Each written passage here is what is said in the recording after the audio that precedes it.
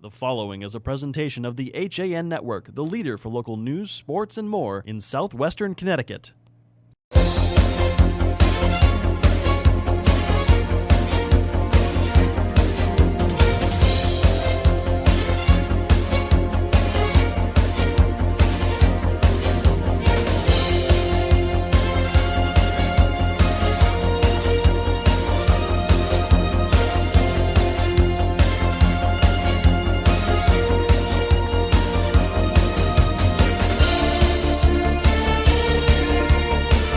For the second time this year, it's installment number 2 of the Battle for Exit 37 as New Canaan and Darien head to the ice on the boys' side of play from the Darien Ice House. For the HAN Network, I'm Frank Renito, standing alongside John Kovac. And John, been a little while since we've been here doing hockey, but excited to be back and ready for some puck today.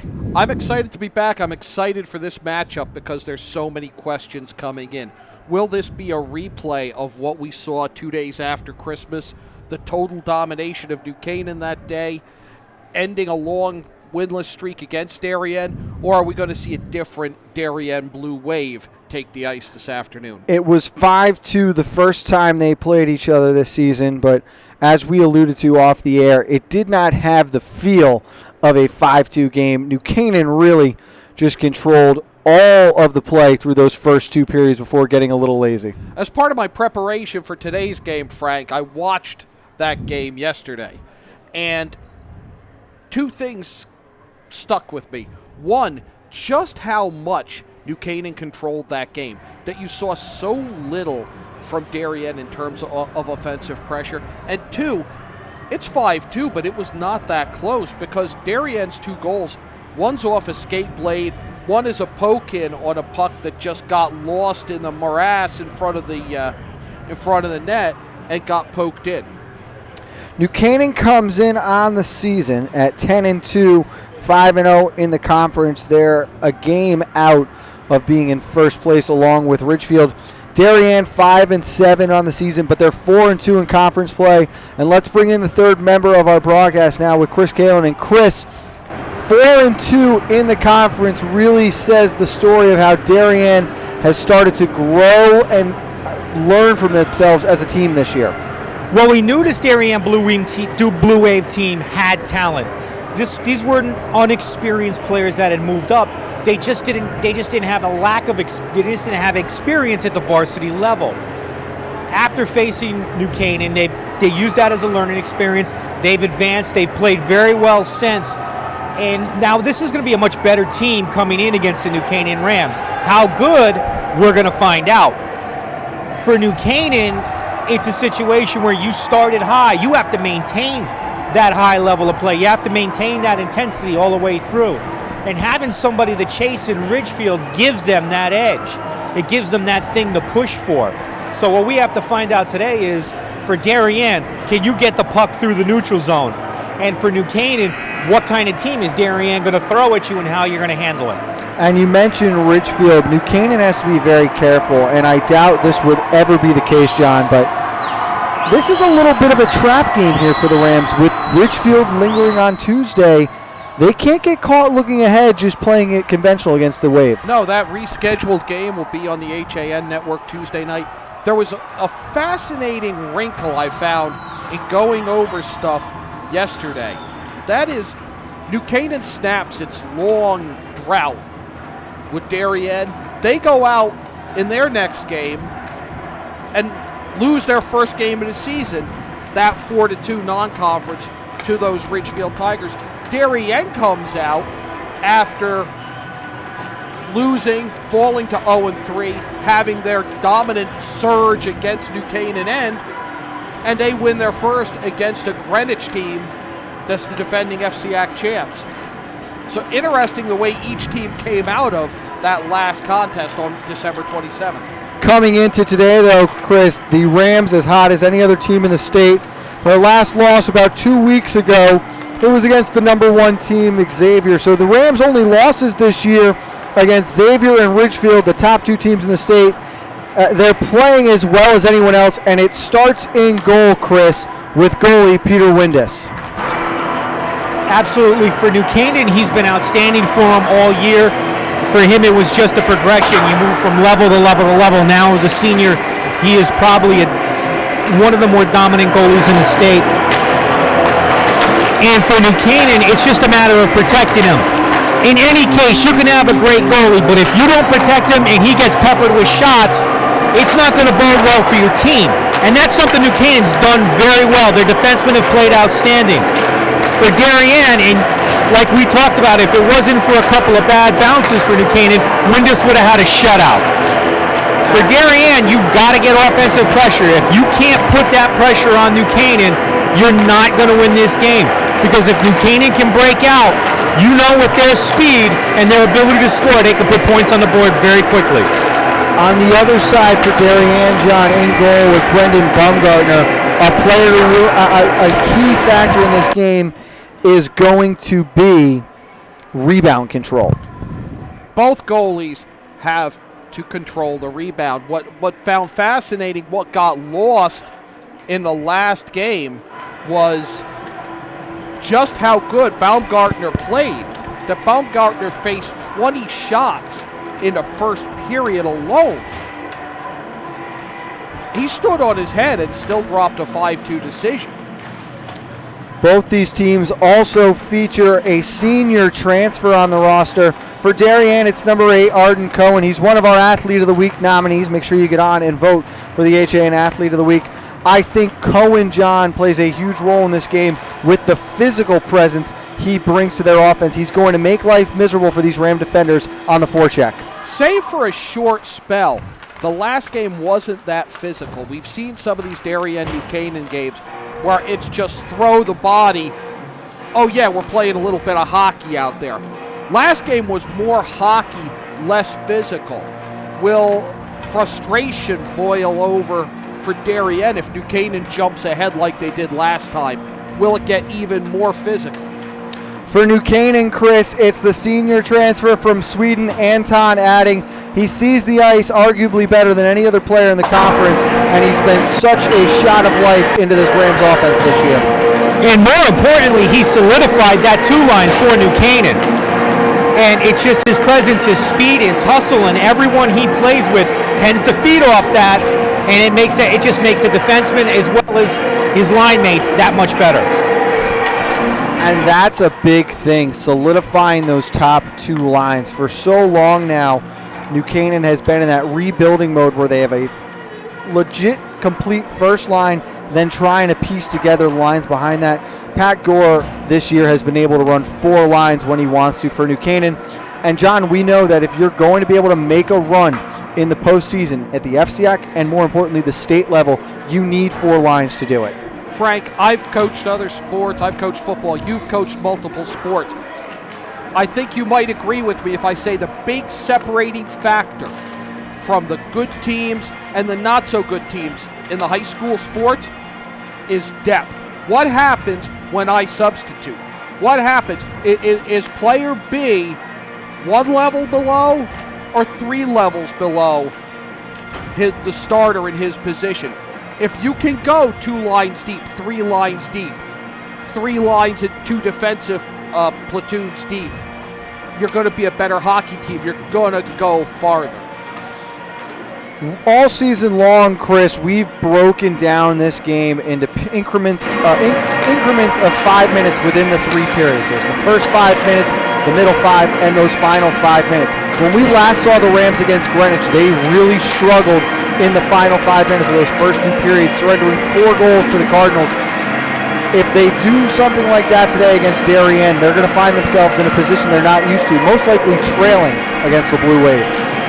And really, Frank, I think in the Greenwich game, I think they weren't expecting that kind of burst of speed that Greenwich was able to put on. They were able to accelerate, they increased the tempo, they really picked up the pace in those last 5 minutes. For Darien, it was the struggle in the neutral zone. It's like I said before. For them, if they can either use the speed, feed off Max Romine with his ability to accelerate, if they can feed off that and everybody else can pick up their pace and increase their level, they could give New Canaan fits. because New Canaan's going to come out, they're going to try to put you away in the first 5 minutes, or if anything, frustrate you and wear you down. If you could survive that 5 minutes and hang in, then you could take it to New Canaan, because then they struggle to regain the surge of energy. You mentioned Max Romine. He's been the best player on offense all season long for the Darien Blue Wave. On the other side for New Canaan, they've got senior captain Tyler Hill on that top line. He has scored 12 goals this year. He's up to 23 points. We knew that the Rams would go as far as their top scorers would take them. Tyler Hill has carried the team this season. Tyler Hill has carried the team, but Tyler Hill has had a better supporting cast from game one. That's been the difference. Tyler Hill has George McMahon with 8 goals and 3 assists. Drew Morris, who has been slamming the door on defensive opportunities, with 2 goals and 7 assists. Anton adding 7 goals, 4 assists. There's a lot of scoring out there. Romine, we've seen press the puck forward and then not have support to either side of it. It's going to be a lot of fun, without a doubt. We're going to step aside. When we come back, we'll have the starting lineups for you and the opening puck drop as we get set. It's the battle for Exit 37. New Canaan and Darien coming up right after this on the HAN Network.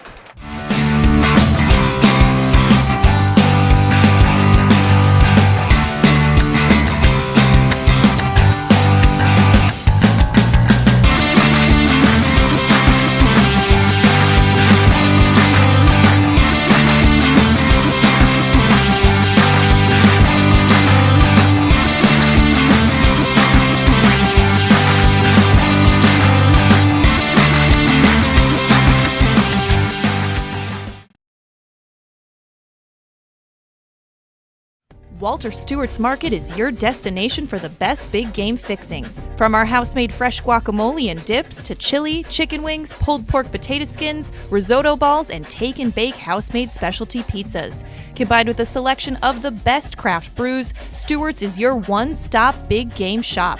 Stop into Walter Stewart's Market, conveniently located at 229 Elm Street in New Canaan, or order from our game day menu online at stewartsmarket.com.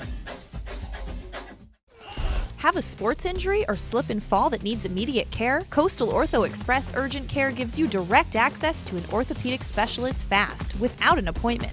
Basketball, hockey, skiing, whatever the sports injury is, sprain or fracture, Coastal Ortho Express can help. Coastal Ortho Express Urgent Care, open Monday through Saturday, now in 2 locations. The iPark Building at 761 Main Avenue in Norwalk and 36 Old Kings Highway South in Darien. Or go to coastalorthoexpress.com, like them on Facebook.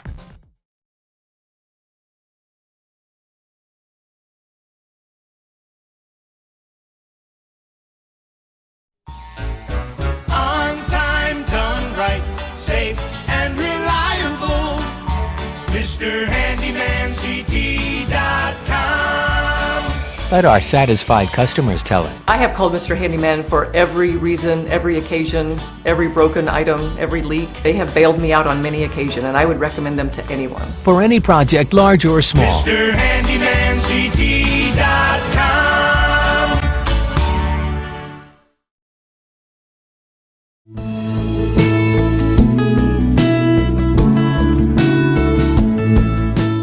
At the Milford Bank, we offer an extensive selection of lending products and services to meet virtually any need. Submit your application online in our Mortgage Web Center. Start to finish, you can apply for a loan in as little as 10 minutes. Our knowledgeable and helpful staff are available to meet with you at your convenience. To learn more about what we can do for you, stop by one of our Milford Bank offices or visit us at milfordbank.com. The Milford Bank, always there. Member FDIC, Equal Housing Lender.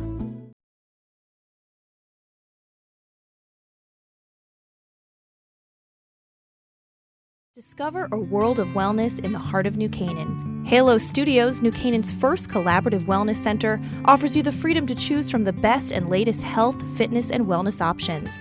Inside Halo Studios, you'll find all the wellness experts you need at places like Halo Fitness, Priority Wellness, and Sama Yoga Center. Come by for a free wellness assessment, open 7 days a week at 45 Grove Street. For more information, visit halostudios.com or call 203-594-9909. Whether you're looking for the freshest seafood, the perfect steak, or want to share delicious appetizers, look no further than the Stone's Throw in Seymour. Chef Peter Hom has more than 30 years of experience creating original recipes in his American eclectic style. Our dishes are made from scratch with fresh, local ingredients that pair perfectly with a seasonal craft beer, a signature cocktail, or your favorite wine. When you visit our Riverside location, you'll feel like you're on vacation when you're only a stone's throw from home. Visit us on Roosevelt Drive in Seymour or at StonesThrowCT.com. If you're watching this broadcast, you're not alone. The HAN network is available for 200,000 Connecticut cable customers on the Frontier Network, and we've also reached 1.7 million viewers on our free live streaming sports, news, and entertainment broadcasts. To reach our rapidly growing audience, contact Advertising Director Jessica Murrin at 203-273-7312 or email jessica@han.network. Back from the Darien Ice House, this is the HAN Network's coverage of high school hockey within the FCAC. Darien and New Canaan getting ready for the latest installment in the battle for exit 37. John, first shift of the game, what do you expect to see from both these teams? I expect New Canaan to try to press to exert their will on Darien, but it's a very different Darien team, I think, because I'm sensing a very different atmosphere here right now. There's a more enthusiastic student section. I think there's a little more focus on the white-clad Darien Blue Wave. I think they want to show New Canaan, all right, yeah, you beat us once. Let's go back to make you wait a few years for the next one this time. Darien going to switch their lines up a little bit since the last time we saw them. Alex Kostrewski is up to that top line with Arden Cohen and Max Romine, Henry Congdon, Connor McCarthy at the point, and you've got, of course, Brendan Bumgardner in goal. For the Rams, they go with the top line of Brooks Gamble, Harry Gelnaw, Tyler Hill, with Quinn Hayes and Drew Morris on the point. Peter Windus is the goalie in net. He's 6-2 on the season for the Rams. First shot of the game was stopped before it could reach. Gamble's backhand on the rebound, sent through the crease wide.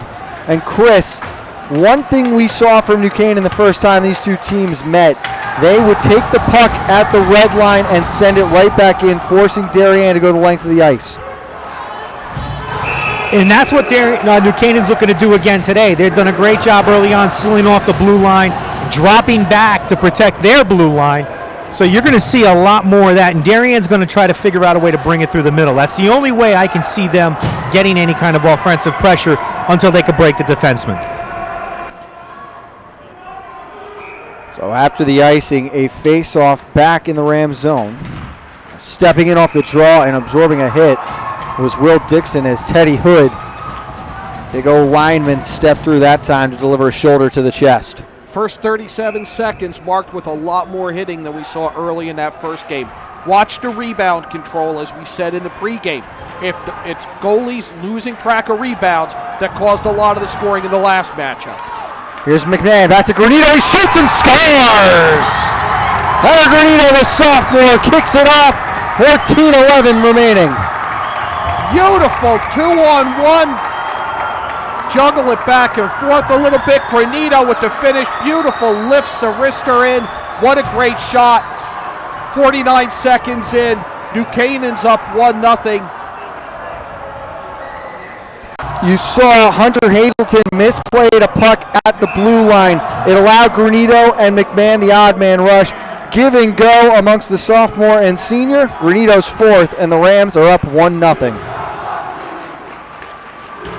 Fans with a "you got lucky" chant. I don't think it was lucky at all. That was a beautiful play. That was a textbook 2-on-1 breakaway. And exactly what Darien did not want at the start of this game. You had a very enthusiastic Darien bench on a couple of those early hits. We'll see if they can fire it back up now, down 1. Congdon's shot went well wide of the cage, and it makes its way all the way back to the Blue Wave zone as they regroup. Romine looked like he had a breakaway momentarily. I thought that was going to be a penalty shot like breakaway there. He doesn't get beat to too many loose pucks at center ice like that. Guys, and what saved them from New Canaan was Drew Morris coming off the bench in a change. He was able to get back there and deflect that puck off.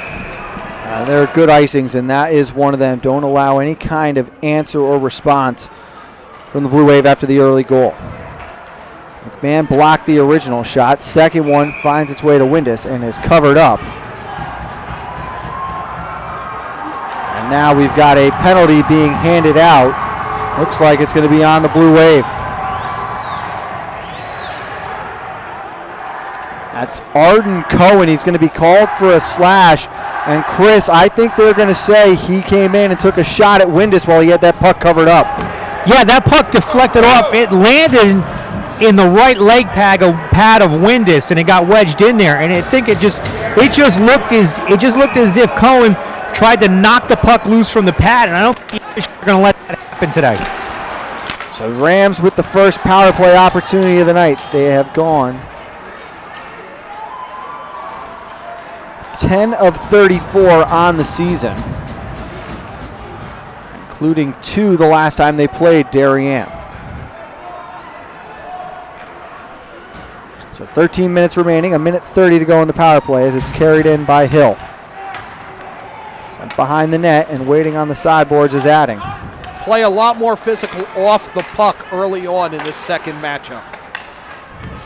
Adding with it, down low to Hill, who works around to the left side of the cage. Back up top, now it's Gamble. His shot goes wide of the net. Darien staying in that box. Now, there were a couple of times in the last game where they got caught with all of their defense to one side of the ice, and one New Canaan player all alone to the far side was able to convert. Hill with it, absorbed a check, and actually sent down Will Johnston, who looked to step up. Rams forced to retreat back to their own zone, 45 seconds remaining. And here's Granito, the game's lone goal scorer, controlling. All the way down behind the net. Granito tried to go up top, had it stick to side. Now begins to play catch. Back down low, Gelnall with it, set in front, Granito shot saved there. He's got it again. Far side for Hayes, big shot there, blocked in front and never made its way through. I think that might have been off Granito, Frank. As that one, Romine tried to send out, and it deflects off of Jack Webster. Correction, that was Ben Webster at the point, and into the Darien bench, so the face-off outside. That was the first time we've seen New Canaan put somebody right in the slot and draw the defense in. It opened up some shots from the edges. Draw one by the Wave. McCarthy quickly sends down. As Webster goes over to Hayes with 5 seconds remaining on the man advantage. Glover sends in deep. Comes away with it. Back to Gilno, and a shot just stopped by Bumgartner with the right pad.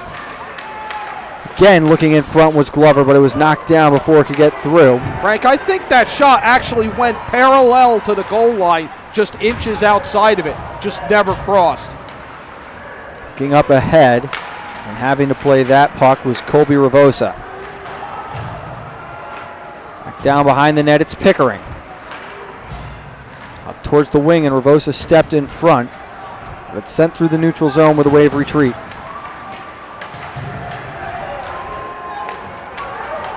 That was kept in by Quinn McMahon, but he didn't realize it. Up ahead, and here is McMahon. Former Athlete of the Week runner-up sends this one in. The Rams will chase on the forecheck. Ravosa behind his net. Bounces off a check, and now it's up ahead. Canceled momentarily in the middle. And it was controlled by Matty Hathaway. Point you made in the last game, New Canaan did a good job of going with the high clear, where they bounced it off of the boards, off of the glass, worked it down. They're doing exactly that early in this second matchup. And Chris, I think this is more of the pace we expected to see. The adrenaline and emotions from those first few minutes have calmed down. A lot more neutral zone play now. As they're back. But I think it's a big hit, Frank, from firing back up again. The next big check you see, we're going to have 2 minutes of high-energy hockey. Again, the biggest win so far has got to be Darien killing off that early penalty as Granito intercepts this one. Looks to duck under a check, and now he gains the zone. Takes a wrister that just went wide on the left side. Not by much. Gelnaw behind the net, looking out in front. Stepping in there is Brooks Gamble. Gelnaw threw it out front, hoping to find somebody, and it was a change. He was the only Ram player on the ice. Now on the right wing boards, it's Will Dixon. Up for Hazelton, it bounces around momentarily before the Rams quickly send back in. James Gregory all the way around the cage, but the Rams retreat one more time. Darien unable to clear their own zone. Hill took a shove from behind, but he's okay. Sent out in front, and the stick was canceled out. Moore's going to let a slapper go. Sticked aside by Bumgartner. Nice save by Bumgartner. Gelnaw's stick had failed him. He skated right past that puck as a wrister goes off the leg of Quinn Hayes and wide. And you saw it on that last shift, John. The Blue Wave just unable to clear their own zone, and a long, prolonged shift for the Rams on offense. Exactly what we saw when they met December 27th. And it ended up costing Darien then. Wrister bouncing around, and Windus will cover and stop for a whistle. And Chris, as we were saying, a little bit more slower pace now after those initial few minutes of high energy hitting and chasing. You know what? The hitting has not stopped down here at ice level. Sitting here in the penalty box, there's a couple of big hits right. The intensity level, the power, the strength. Darien has definitely been the aggressor in this game. Possibility for a breakaway in there that time, but it's sticked aside as Grisey couldn't shake free. I would agree with Chris. Darien has been the aggressor in terms of the hitting and the physical play, but it's offensively, New Canaan's been the more effective team when they've been aggressive with the puck. Hood went through his legs, finds its way all the way back as Grisey missed that one, and Congdon retreats back in. 1-0 New Canaan, the goal scored 49 seconds in. Gunnar Granito, his 4th of the season, the assist to George McMahon.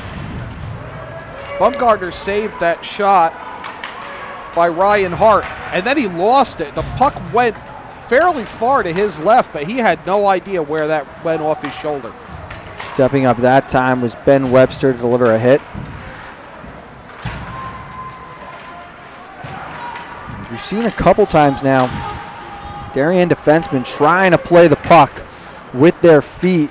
It was what led to that Granito goal. It's a risky play, and they've almost turned it over 2 or 3 times now. Granito with it.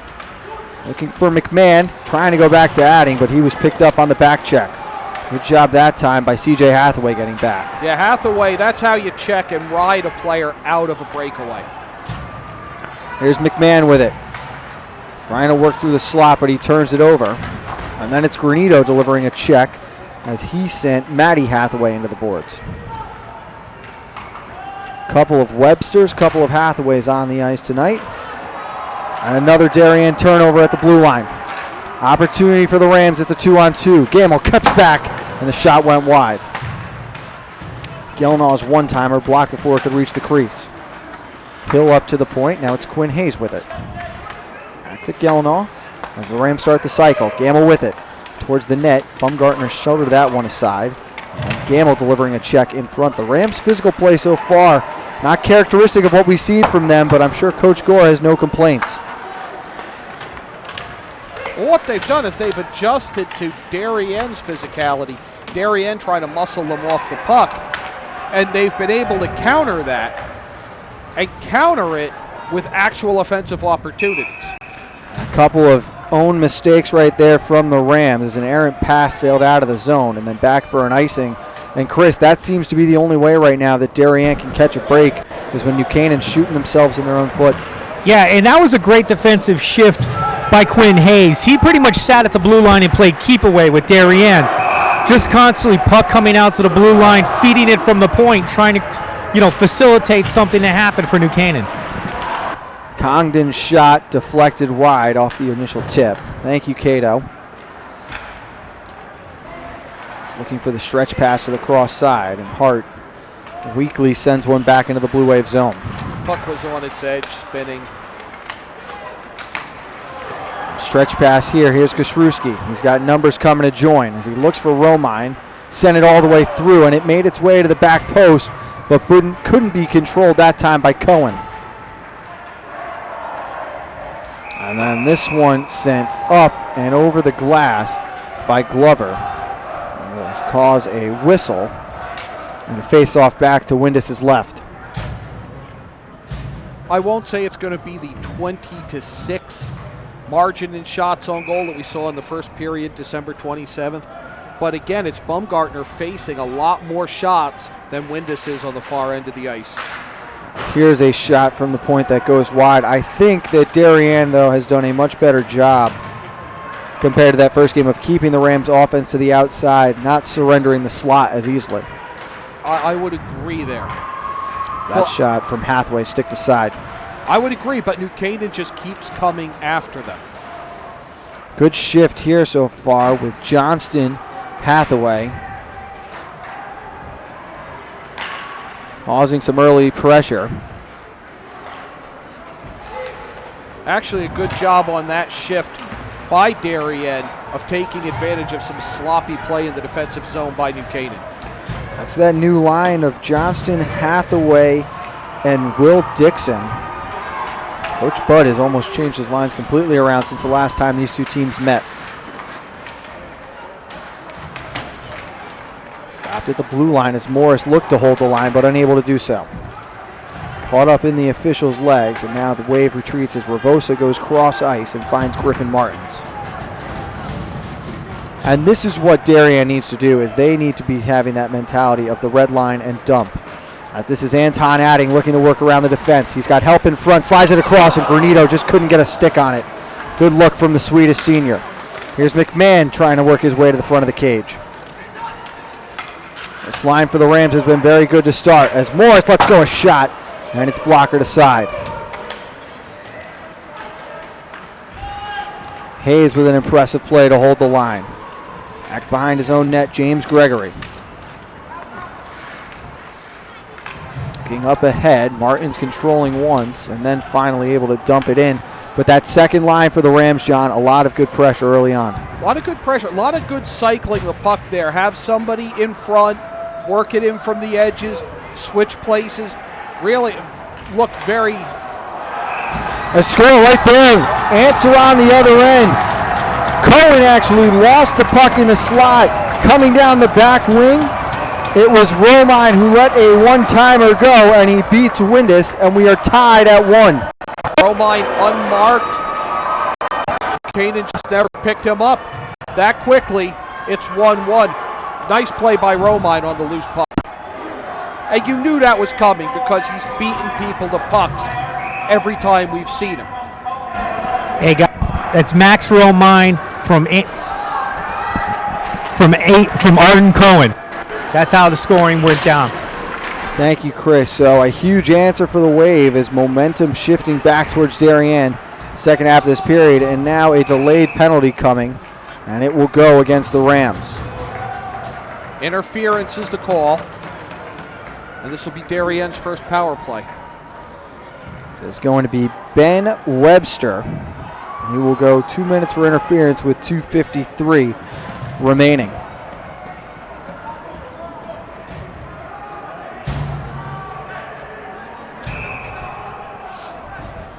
Darien has to want to convert on this power play, and then they can totally undo all of the good that New Canaan's done. Shot from Hazelton, deflected right into the corner. And Morris tried to clear, but it ran into his own player, and it's back in the Rams zone. In 2 minutes, Darien could flip 12 minutes of work by New Canaan. Puck bouncing all over the place, and finally it's McMahon who can send this one all the way down. Adding giving chase below the goal line. As the Blue Wave defense have to spend about 10 seconds behind their own end line. Do you want to see somebody that aggressive on the forecheck there? With no one else on the puck and a Blue Wave defender just waiting for it to reach him, it makes sense. It's an extra 10 seconds, and it allows the rest of the unit to change. This one up, knocked down through the neutral zone. It's a good first minute of this penalty kill from Anton Adding. retreat back and find this one off the glass, and it's out through the neutral zone. Adding has shown such great puck sense since we first saw him on opening night. There's Romine. Gretzky turn into the corner, and he goes back up top to Congdon. Shot deflected wide, but it took a fortuitous bounce as Romine's back on it. 90 seconds remaining in the period, 35 on the man advantage. 1-1 game. Congdon lets a wrister go, and that one shouldered aside and up into the netting with 1:22 remaining.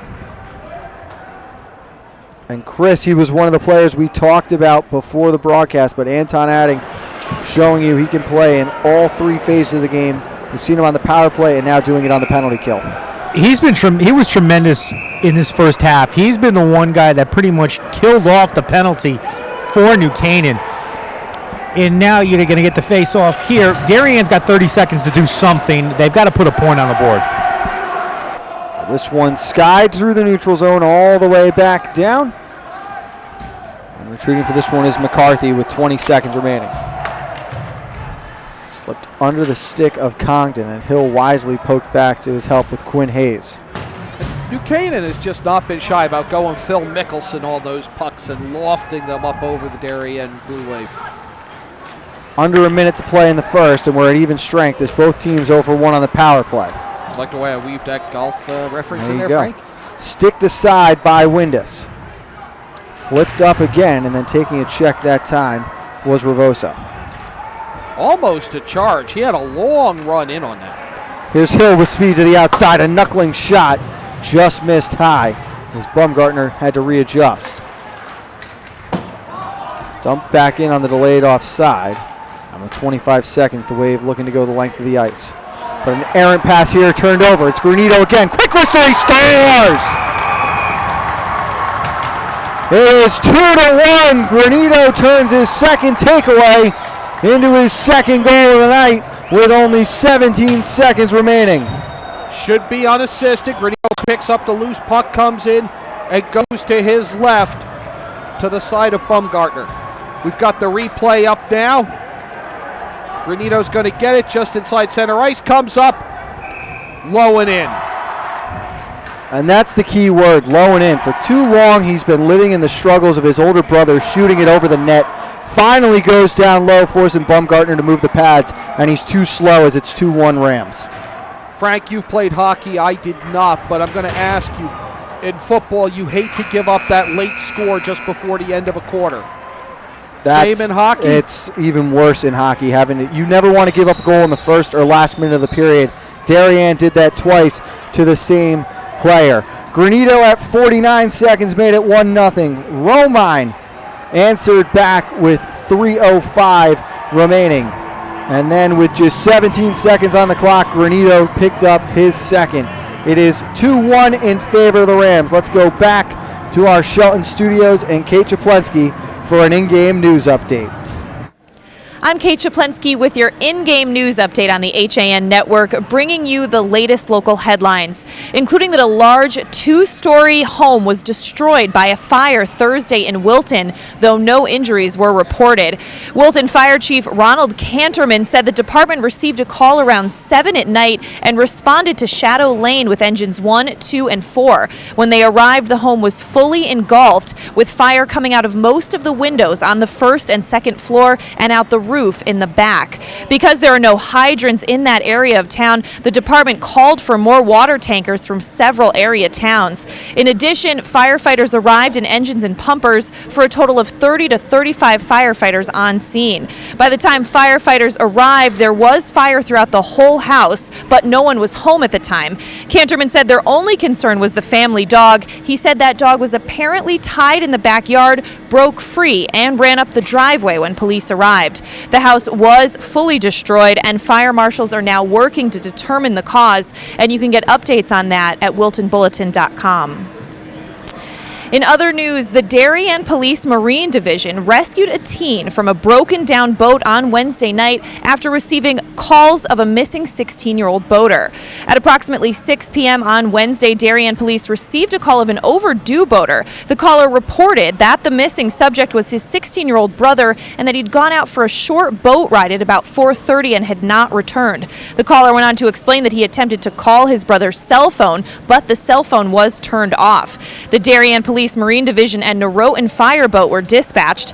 As officers arrived to the Long Neck Point area, they met with the subject's father, who was trying to see if he could see the vessel from shore. On board the police boat and using remote-controlled search and high-powered LED floodlights, officers were able to illuminate the area and locate the vessel reported missing. When police made contact with the operator, who was identified as that missing 16-year-old, he explained that the boat had broken down close to 2 hours earlier and that he was forced to anchor. He also stated that his phone battery had died and his VHF radio was not hooked up. After firing off 3 flares, the subject decided to lie down in the boat in order to keep warm. Although the outside temperature was only 35 degrees and dropping, the 16-year-old did not require any medical attention. And in other news, the contractor hired to clean up 1,700-gallon oil spill in Monroe on Judd Road expects cleanup to wrap next week. The spill happened when an oil delivery truck flipped over. The accident on the northern end of Judd Road in Monroe was just off of Hattertown Road near the eastern border. The truck driver swerved off of the road and overturned while avoiding hitting a deer, police said. Complicating matters was the fact that the accident happened near a wetlands area. Officials say none of that oil entered those wetlands. Judd Road has been closed off to traffic all through this week and is expected to remain closed until the middle of next week. The Eastern Courier spoke with a DEP official on that spill. Check it out. It's Joseph Palmieri. I'm the president of Connecticut Tank Removal. At this time, we're still remediating the soil from the spill that occurred on Monday. Approximately 1,700 gallons was released from the fuel oil truck. We are currently digging out all the impacted soils and recovering groundwater that has been impacted. We have it contained to the area, and it looks like we'll be wrapping it up within the next few days. So this down here shows the area that we've excavated. As you pan over, you can see the road, how we came in underneath the road and took out the soil.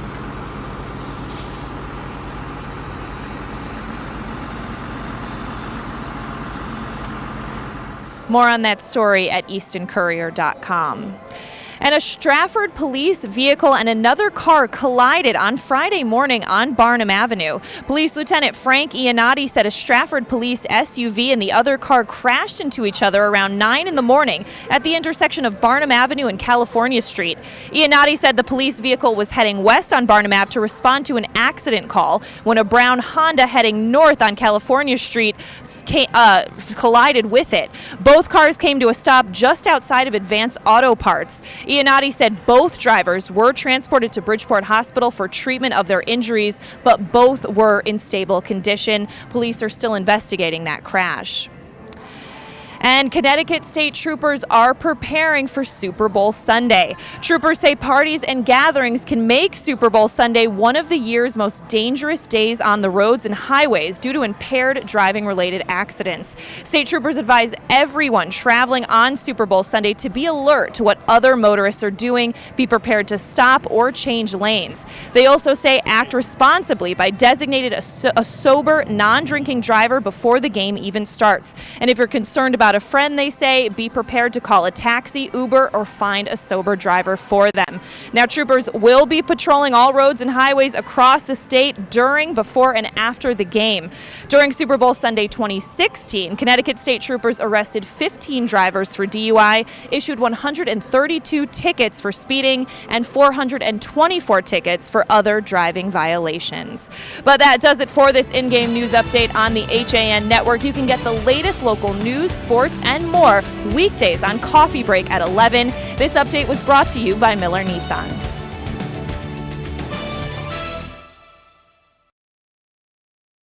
We told Dad he could have his office back if he sold 150 cars last month. Deal's a deal. Well, Dad, you did it. You get your office back. Forget it. I'm having too much fun down here. My new goal, 160 cars. Wow. Folks, if you ever wanted a great price on a new Nissan, now is the time. Right now, lease a 2017 Altima 2.5S for only $99 a month. Isn't it time you got Millerized? Well, there's still a bite out on the water. Most anglers have decided to stow the gear for the winter. Just because Mother Nature isn't cooperating doesn't mean you can't see the latest models of all your favorite gear. With 2 convenient locations, it couldn't be easier to get your fix of summer. Boater, beach bum, fisherman, or simply love the New England coast, this is a unique place to shop. The Dock Shop, 51 Tokenique Road, Darien, 609 Riverside Avenue, Westport, or on the web, dockshop.com. It's all about meeting goals this year, and Trinity CrossFit of Ridgefield has experienced trainers, top-of-the-line equipment, and a newly renovated space to help get you there. Offering more classes per day than any other CrossFit gyms in the area, we cater to all fitness levels. Our coaches have a combined 10 years of experience in CrossFit, and as competitors themselves, Trinity coaches can get you ready for competition in 2017. Visit our convenient location on Route 7, Danbury Road, or find out more at trinitycrossfit.com. Are you ready for winter? Ski and Sport has everything you need to be fully outfitted for the season. A family-owned and operated business with over 40 years of experience, Ski and Sport's 3 convenient locations in Fairfield County offer top-quality, high-fashion ski and winter wear. In addition to clothing for men, women, and children, we also offer seasonal rentals for the entire family. Stop by our stores on 1 Ethan Allen Highway in Ridgefield, 877 Post Road East in Westport, and at 110 Main Street in New Canaan, or visit us at skiandsport.net. Want a new experience in car buying? Scap Chrysler Dodge Jeep Ram with one of the largest inventories of new 2- and 4-door Wranglers. We are Connecticut's Wrangler headquarters. Come visit our new Ram Truck Center. Browse our websites, scapchryslerjeep.com or scapdodge.net to find the new Jeep, Chrysler Dodge car, minivan, or Ram truck you've been looking for. Just 2 miles from both I-95 or the Merritt Parkway exit 44. Save thousands at the President's Day event and Ram Truck Month, now through February 28th.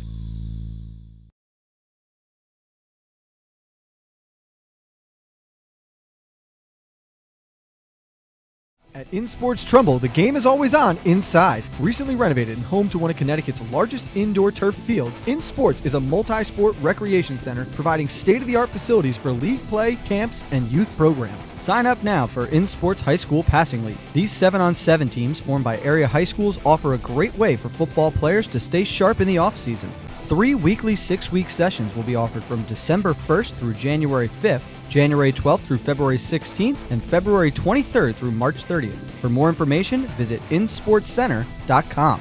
Like and follow us on Facebook.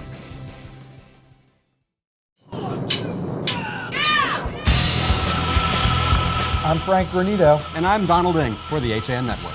Tune in to Nutmeg Sports Monday through Thursday, where we bring you all the top stories from Connecticut sports. From highlights to player interviews and expert analysis, no one gets you closer to Connecticut's games than Nutmeg Sports. Nutmeg Sports, now Monday through Thursday at 2 p.m. on the HAN Network.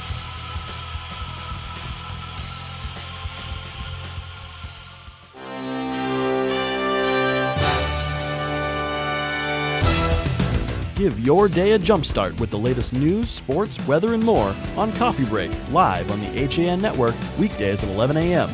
Connecticut news doesn't get any more local than on Coffee Break. If you're watching this broadcast, you're not alone. The HAN Network is available for 200,000 Connecticut cable customers on the Frontier Network, and we've also reached 1.7 million viewers on our free live streaming sports, news, and entertainment broadcasts.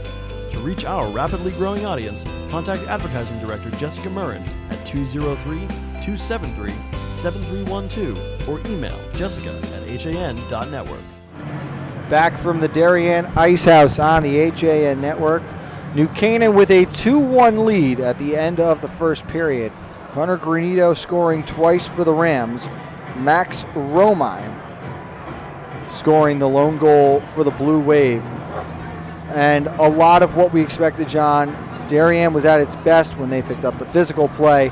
The Rams in transition using their speed, turning turnovers into goals. So you saw that finesse versus strength matchup. And again, majority of the period spent in the Darien zone, but credit the Blue Wave making the best of the opportunities they were given. Well, Darien made the most of their opportunities. Romine cashes in. They have not had sustained pressure yet. Darien came out. They wanted to throw the body, send a little bit of a message. Between Baumgartner and shots going high and wide, it's only a 2-1 game. Pat Gore is standing by with Chris Kalin. Let's go down now and hear what the New Canaan Rams coach had to say. Thanks, Frank. I'm joined with Rams coach Pat Gore. Coach, did it surprise you the aggressiveness in the physical play that Darien showed in the first period? Well, we knew Darien was going to come out aggressive. They haven't had a great year, but the talent's there. It's a rivalry game. Every time New Canaan and Darien meet, there's going to be some desperation out there. So we kind of expected it for them to kind of give us a jump, throw the body around a little bit, and, they're playing well. It's been a good game. That late goal from Gunnar Granito, what kind of lift did that give your team? Huge. We had a good start, and then we kind of stopped playing our game. They scored a tie it late, take over the game a little bit, get momentum, and we were able to hopefully take that momentum back and build off of it here. All right, thanks, Coach. Good luck the rest of the game. Thank you.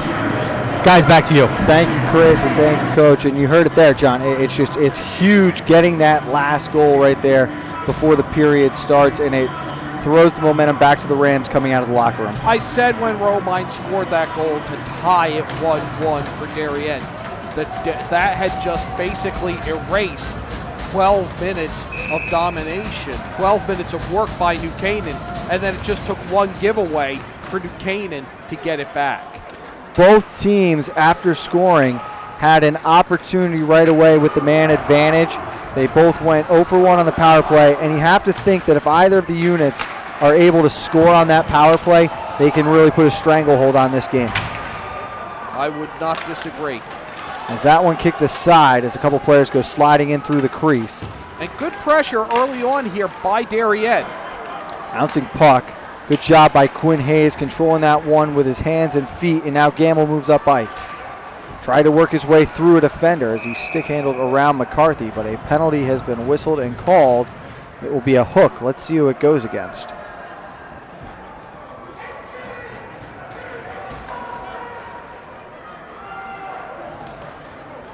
The way it looks right now, it appears the Rams are going to be a man down. There was some lobbying going on to the official. Guys, it's Brooks Gamble going off 2 minutes for a hook. Thank you, Chris. Which is odd because Gamble, I thought, was leading the breakaway. So the Rams go down a man. The Blue Wave onto the power play for the second time tonight. Again, it's tough to see here. It's a north-south shot, by the way the rink is oriented.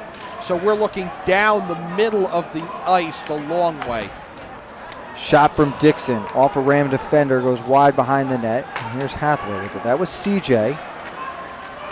Another shot that finds the glove of Windus, and he'll hold on with 1:36 remaining on the man advantage. You've got James Gregory and Hunter Hazelton up at the point. It's Dixon, Johnson, and Hathaway. That's CJ Hathaway. Up front. Gelnaw, Hill, Morris, and Hayes will do the killing. Gregory's shot well wide as Morris comes up with it. Now Gelnaw, and he'll easily clear the length of the ice. Good clear. Buy some time. Darien goes for a partial switch. New Canaan keeps its same kill unit on, and it's given right back to New Canaan by Darien. Morris plays out again through center easily. The defensive unit for the Wave stuck on the ice right now as they've gotten Romine, Cohen, and Kosrewski out at forward. Hill trying to step through a couple of defenders, but it finds its way to Baumgartner, who covers up with 54 seconds remaining.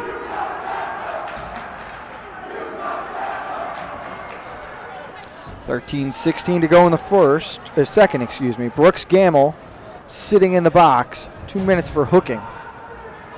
And you're a man up and you've got to face off in your defensive zone. Not where you want to be on the power play. And Baumgartner really didn't need to cover that puck. The only benefit is you can finish the change of the defense, but that works out here as a perfect breakout, leads the length of the ice. Another penalty coming. And this is an interesting call, John, because from where we're standing, we saw it perfectly. The hold is going to go against Webster, which isn't the right call. It could have been a hook on Webster, but actually Kostrewski grabbed the stick, and that would have been the call. But you see that so often. Grab the stick and get the holding call. Regardless, you're giving up 2 minutes to save really an uncontested breakaway. Remember, though, the last time we saw New Canaan, they scored with a 5-on-3 advantage. But the Wave looking to knot things up now. 30 seconds left in a 5-on-3. That was one of the prettier. Nice save there. That one goes up through the netting. Off the stick of Morris. Nope, they'll say Cohen tipped it. And that was against Greenwich, that 3-on-5 goal. One of the prettier goals that we've seen this year. I was so impressed by that. And a smart play right there from the senior captain, Morris. Recognizing he's the left-handed shot, will try to win it on the backhand to his partner in the corner. Versus Tyler Hill, who would have been pulling it back towards the front of the net. And how about the defenseman stepping in and winning the draw? Great job. He wins the draw. He gets it back to Jack Webster. And it gets cleared. Darien now struggling to gain the zone. So it's up to Romine. 5-on-4 advantage. Leaves for Cohen. Nice back pass by Romine. So another minute and 12 on the power plays. The shot blocked down in front and then cleared the length of the ice. That time by Ben Webster. One penalty's over. So 5-on-4 for Darien for the next minute. And poked around out towards the front of the cage, and Morris one more time the full length. It's just been clear after clear after clear for about the last minute of this power play back into when it was a 5-on-3. And it's been the passing in the neutral zone, Chris, that has really been the issue so far. Darien cannot connect a pass in between the blue lines. And that's been the struggle on this power play for them, on the inability to get any kind of sustained pressure in the offensive zone. Which is shocking, John, when you think about how the 5-on-3 started with that perfect breakout and the stretch pass to Kostrewski for the breakaway. About the first 20 seconds or so of that 5-on-3 looked great, and then it's fallen into this rhythm of Darien comes in. That off of the face, if not the throat of Windus.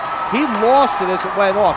But it's fallen into this rhythm of Darien press, New Canaan clear, New Canaan clear, New Canaan clear. And the Rams able to kill off both penalties now. We're all even as the Wave 0 for 3 tonight.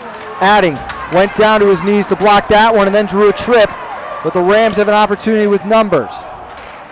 Bernito across for Gelnaw, and he'll just send one to the opposite corner. Delayed call coming up. I believe it's on Darien. Windus is out of the net. It will be for a trip. Here's McMahon. He sends it back up to McMahon. That was George DeQuinn. And right off of the kill of the two-man advantage, New Canaan is going to get a power play.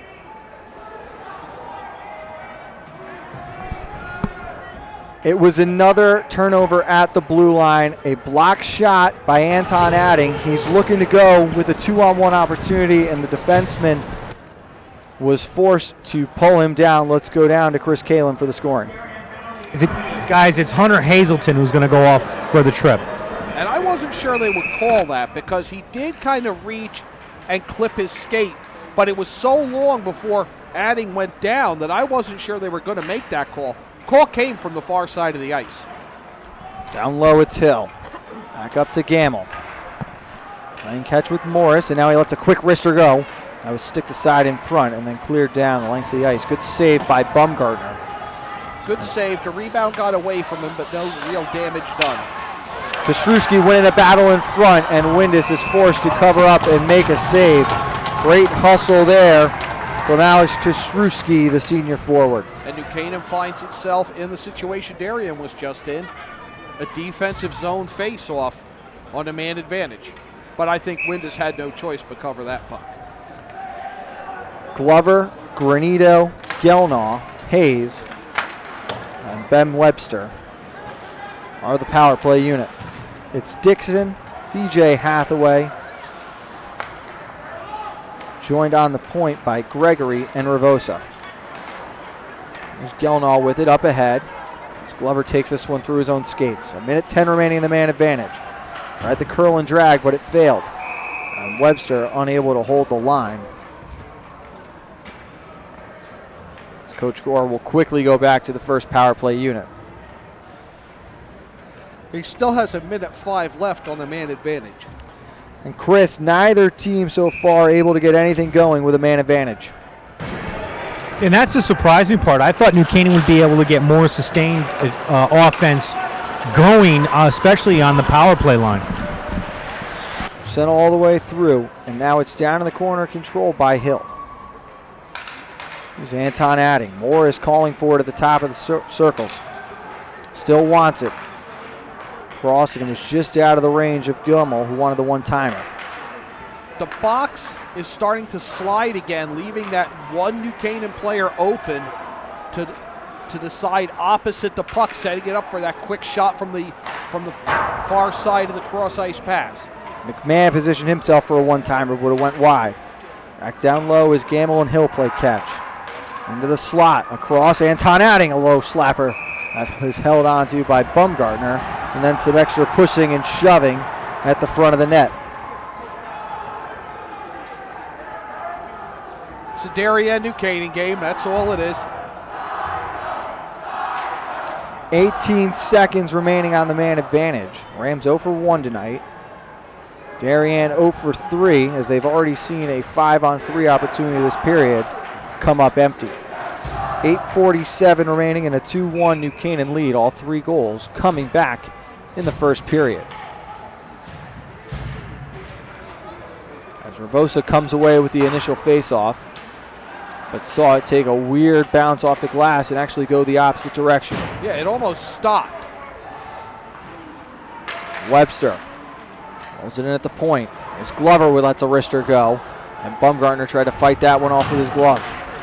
Actually ended up behind him, going off the back boards where New Canaan took possession. Webster with it, but we've got a whistle being blown. Looks like the net might have been knocked off. Nope, they're going to say there was a ram in the crease, so the face-off coming outside now with 8:18 remaining, and we're back to even strength.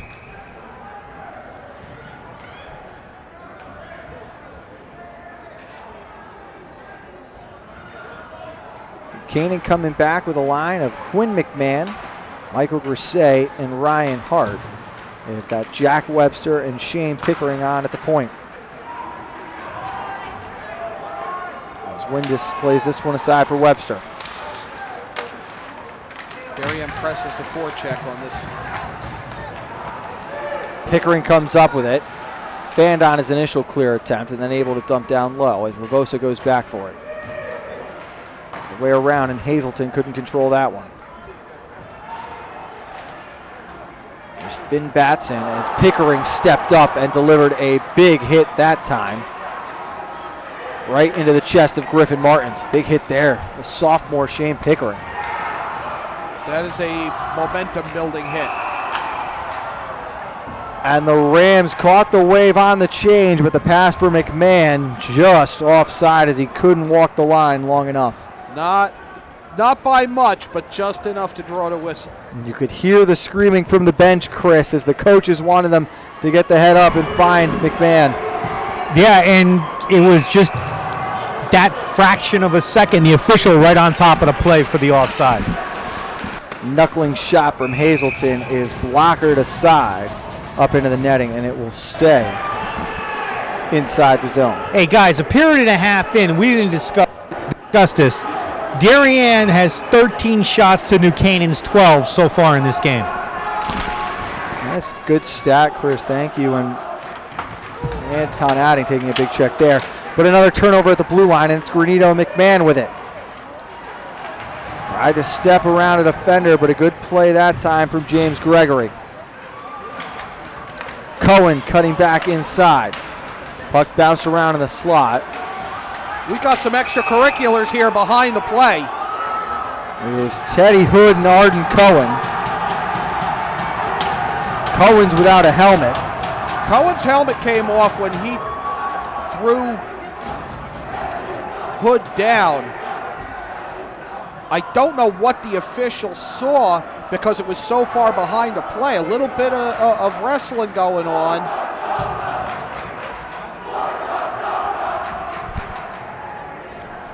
Arden Cohen is one of the tougher kids we have seen this year. Plays a strong physical game. I'm not sure Teddy Hood is the guy you want to pick a fight with, though. Yeah. But both teams are now fired up. They're staring at each other. I think we're going to see a series now where everything's going to get called.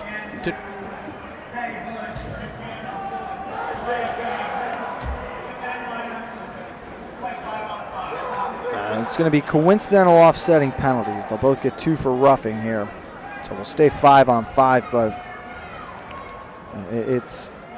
Mac Budd's getting an explanation from one of the officials as to what happened. And it looked, based on the body language by the official, pretty much what happened. A little pushing, shoving, grab, throw, stand over, jaw at each other. But that was close to getting a little bit more heated. So 6:45 remaining as this one all the way back down.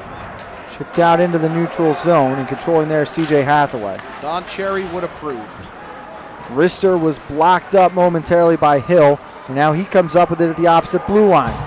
Tyler Hill to the backhand, and Bumgarner forced to make a save. Good effort there from the senior. And some more jostling now in front of the net. Which wasn't really necessary on that play. Just a beautiful job skating up by Hill, and a great save by Bumgarner. Let hockey stand on being hockey.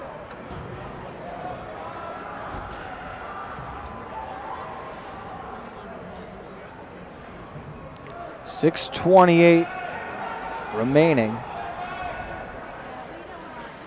And we've seen waves of it so far, just increments, a couple minutes at a time, where emotions have gotten the better of players and the physical play has really picked up. But I think both teams have been at their best when they're playing that true speed game and trying to use as much open ice as possible.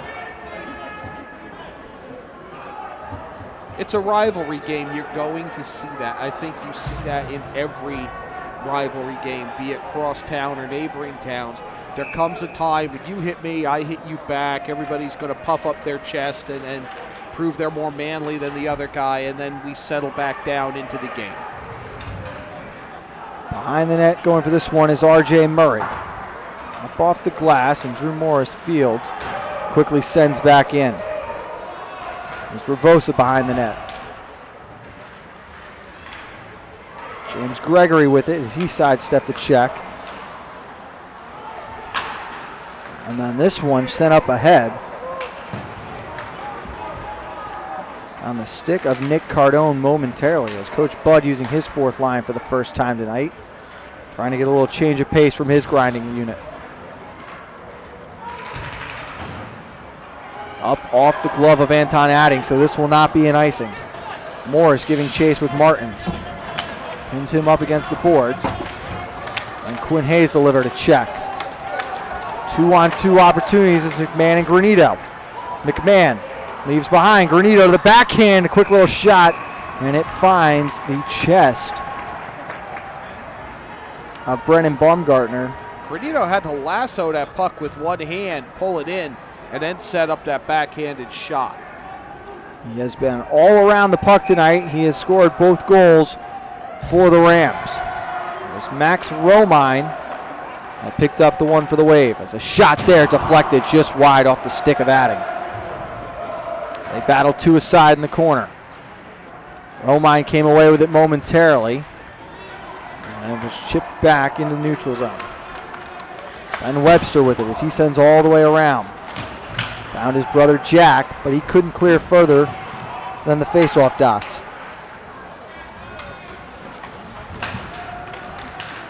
Up ahead for McMahon. Adding controlling. Back and forth we go with neutral zone play.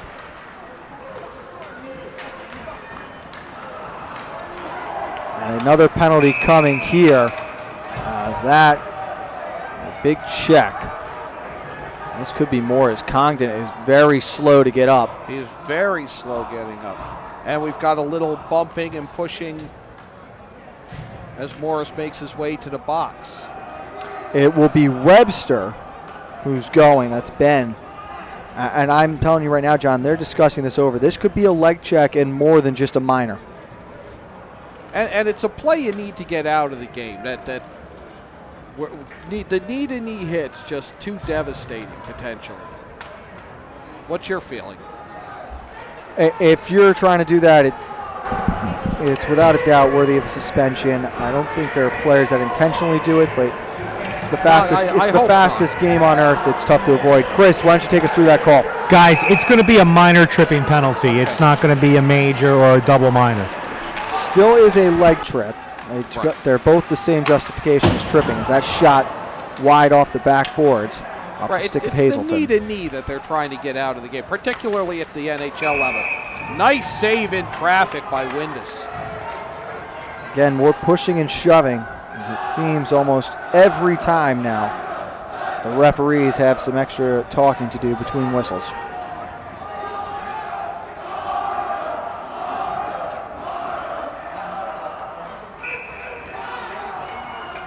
Fourth power play we've seen this period. Teams combined 0 for 3 so far. And a pass taken away by Gamble. He's got Hill coming for help if he can't beat the man. Slowed up, but he couldn't settle the puck down as a wrist shot was deflected and sent wide. Just never got everything on that shot because he was trying to slow himself down to make it. And Gamble stumbled a little bit too right after deflecting that pass. Never got up to full speed. Guys, give Gregory a lot of credit too on that. He was able to get his stick in to deflect the shot. Thank you, Chris. Cohen and Hazelton playing catch along the point. Hazelton stepped around the first defender, fanned on one shot, and another errant pass at the blue line. And it's got to be so frustrating for Coach Bud right now. Just so many turnovers at the Darien blue line. It's the errant passes at the blue line that are giving New Canaan so many opportunities and really allowing them to control play and to get these breakaways. Adding right off the bench takes it away. It's a 2-on-1 now. Tried to force one through, but he couldn't find McMahon in front. Broken up nicely by Ravosa. Anton Adding all the way back to the neutral zone with Quinn Hayes, and he sends down the length of the ice. Another heads-up play there from the Swede. Bad bounce again is Adding out in front. Big save by Bumgarner. The rebound, they score. I was about to say that I literally had forgotten that New Canaan was on the penalty kill. Well, now I can really forget it because they just scored shorthanded yet again. It's George McMahon, his second point of the night. Adding another assist. It's shorthanded, and the Rams' lead is 3-1. And Chris, it all starts with an unfortunate bounce off the glass in the Darien zone. Yeah, it was. And what happened was, give Anton Adding a lot of credit. He was able to get off the bench, get in front of the Darien net, and really prevent them from getting any kind of rush going. So 3-1 now. A goal coming with 2:59 remaining in the second. Short-handed as the power play has not been helpful to Darien tonight. Shot coming there. Windus sticks that one and then able to cover up. As we're back to even strength with 2:38 remaining. Guys, if you get the scoring on it, it's Anton Adding. It's George McMahon from Anton Adding. Thank you, Chris. So 3-1 the lead. Yeah, Windus pulled that puck into his glove. I almost wonder if he would have been better off playing it out because he had two Darien players crashing at him. I think he almost could have set something up going the other way, which we have now. Stumbling momentarily, and that opened up the window as Jack Webster was able to step up, but trying to tag up was Harry Gelnaw as he fell down in the Darien zone. Chipped up ahead as you've got Gelnaw, Quinn McMahon, and Gunnar Granito out on the ice now for the Rams. Matched up with Martins, Max Sharp, and Nick Cardone. Here is Sharp, who sends into the right corner. Took a hit that time from Gelnaw. Webster up ahead as he finds Quinn McMahon. Cross for Chase Glover, whose shot was deflected up and out of play, but will stay in the zone with 1:50 remaining. And Chris, it feels as though the Rams might have heard you mention the shot count about 5 minutes ago, because they have tilted the ice since that period of time. Yeah, they've actually put on 5 shots on net ever since I told you guys what the shot total was. So back to the point now. Here's Morris, who lets a shot go, and that one fought off in front by Bumgardner. Chip through the neutral zone, and another big hit at the blue line. Waves stay on side. As Morris was looking for his partner, but couldn't find anyone out in front. A good job by Glover on the back check. Another penalty coming against the Rams. That is going to be on Drew Morrison. I don't know what they're going to call it. They're going to call it an elbow. They're going to call it interference, which kind of surprised me. He kind of threw the flipper up at him. I don't know. I didn't see it. It was a big hit on the backside of the crease here. I thought the player had touched the puck. We're going to take a look at it here. It's going to be behind play. Here comes a cross. Yeah, players away from the play. They're going to call interference on that all the time. It's a good call. So a minute 25 remaining now. Plus, they're looking to keep a lid on this. It is the 5th power play of the night for the Wave. Knuckling puck from Hazelton went over the cage. Cohen behind the net. Over to Kostrowski, out in front, in his own feet, and a sliding Teddy Hood made the save. I wasn't sure if that got through to Windus or not. Cohen back to the point. McCarthy lets a wrister go. Fought up. Cohen tried to knock it out of the air. 1 save, 2 from Windus. And if you remember, Frank, that's how the second goal by Darien was scored back in December. It was a puck batted out of the air on a rebound. And finally, Windus can snatch one out of the air and hold. Good pressure from Darien, though. Most success we've seen on a power play so far. It's been good sustained pressure. Almost a couple of goals on the unsettled play. Darien has to want this one. This would give them a goal in the final minute, and we know that can affect momentum. There is an opportunity, if they do not score in the next 45 seconds, for another 35 seconds of carryover time into the third. What they can have happen is McMahon and Adding score another shorthanded goal. Working up the ice and dumping in off the glass is McCarthy. All the way around, Hathaway had it. It's behind the goal line where Webster receives. Bluffed down by Hazelton. Knuckling puck went wide to the left.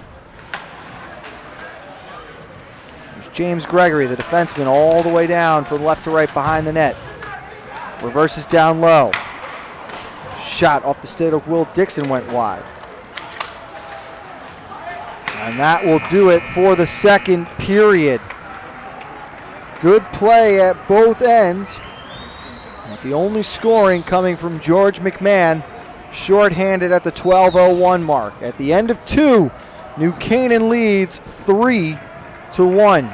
Let's step aside, and we'll be back shortly with more coverage of your high school game of the week right here on the HAN Network.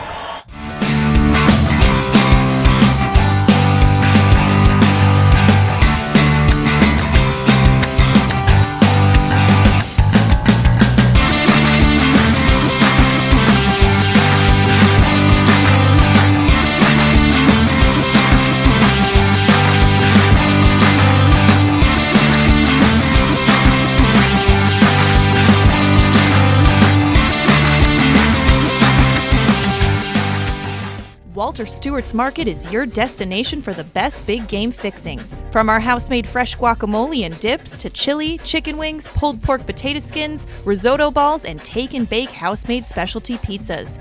Combined with a selection of the best craft brews, Stewart's is your one-stop big game shop. Stop into Walter Stewart's Market, conveniently located at 229 Elm Street in New Canaan, or order from our game day menu online at stewartsmarket.com.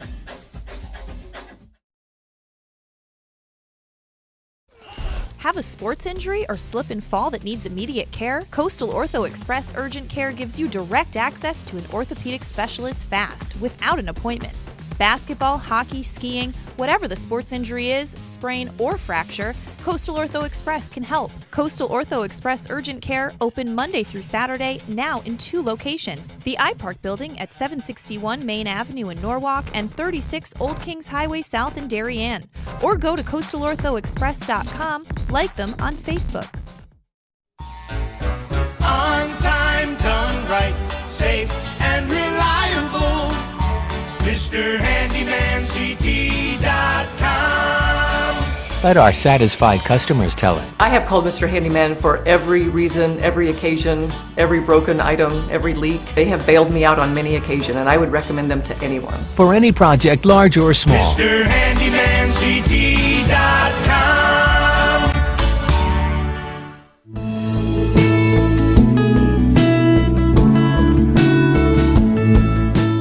At the Milford Bank, we offer an extensive selection of lending products and services to meet virtually any need. Submit your application online in our mortgage web center. Start to finish, you can apply for a loan in as little as 10 minutes. Our knowledgeable and helpful staff are available to meet with you at your convenience. To learn more about what we can do for you, stop by one of our Milford Bank offices or visit us at milfordbank.com. The Milford Bank, always there. Member FDIC, Equal Housing Lender. Discover a world of wellness in the heart of New Canaan. Halo Studios, New Canaan's first collaborative wellness center, offers you the freedom to choose from the best and latest health, fitness, and wellness options. Inside Halo Studios, you'll find all the wellness experts you need at places like Halo Fitness, Priority Wellness, and Sama Yoga Center. Come by for a free wellness assessment, open 7 days a week at 45 Grove Street. For more information, visit halostudios.com or call 203-594-9909. Whether you're looking for the freshest seafood, the perfect steak, or want to share delicious appetizers, look no further than the Stone's Throw in Seymour. Chef Peter Haum has more than 30 years of experience creating original recipes in his American eclectic style.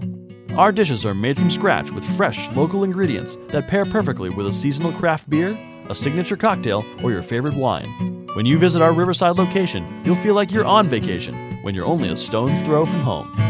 Visit us on Roosevelt Drive in Seymour or at stonesThrowCT.com. We told Dad he could have his office back if he sold 150 cars last month. Deal's a deal. Well, Dad, you did it. You get your office back. Forget it. I'm having too much fun down here. My new goal, 160 cars. Wow. Folks, if you ever wanted a great price on a new Nissan, now is the time. Right now, lease a 2017 Altima 2.5S for only $99 a month. Isn't it time you got Millerized? Well, there's still a bite out on the water. Most anglers have decided to stow the gear for the winter. Just because Mother Nature isn't cooperating doesn't mean you can't see the latest models of all your favorite gear. With 2 convenient locations, it couldn't be easier to get your fix of summer. Boater, beach bum, fisherman, or simply love the New England coast, this is a unique place to shop. The Dock Shop, 51 Tokenique Road, Darien, 609 Riverside Avenue, Westport, or on the web, dockshop.com.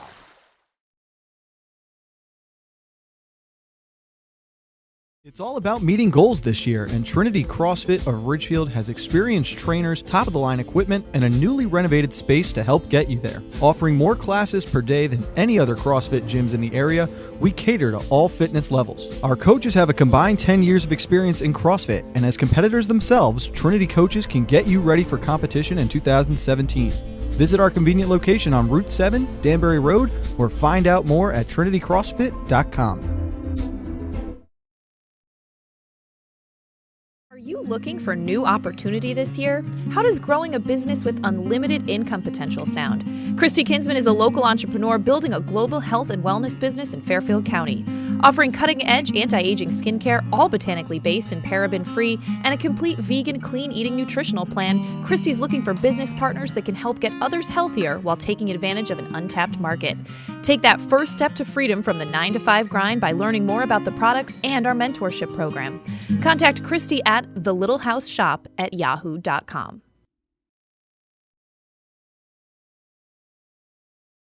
Are you ready for winter? Ski and Sport has everything you need to be fully outfitted for the season. A family-owned and operated business with over 40 years of experience, Ski and Sport's 3 convenient locations in Fairfield County offer top-quality, high-fashion ski and winter wear. In addition to clothing for men, women, and children, we also offer seasonal rentals for the entire family. Stop by our stores on 1 Ethan Allen Highway in Ridgefield, 877 Post Road East in Westport, and at 110 Main Street in New Canaan, or visit us at skiandsport.net.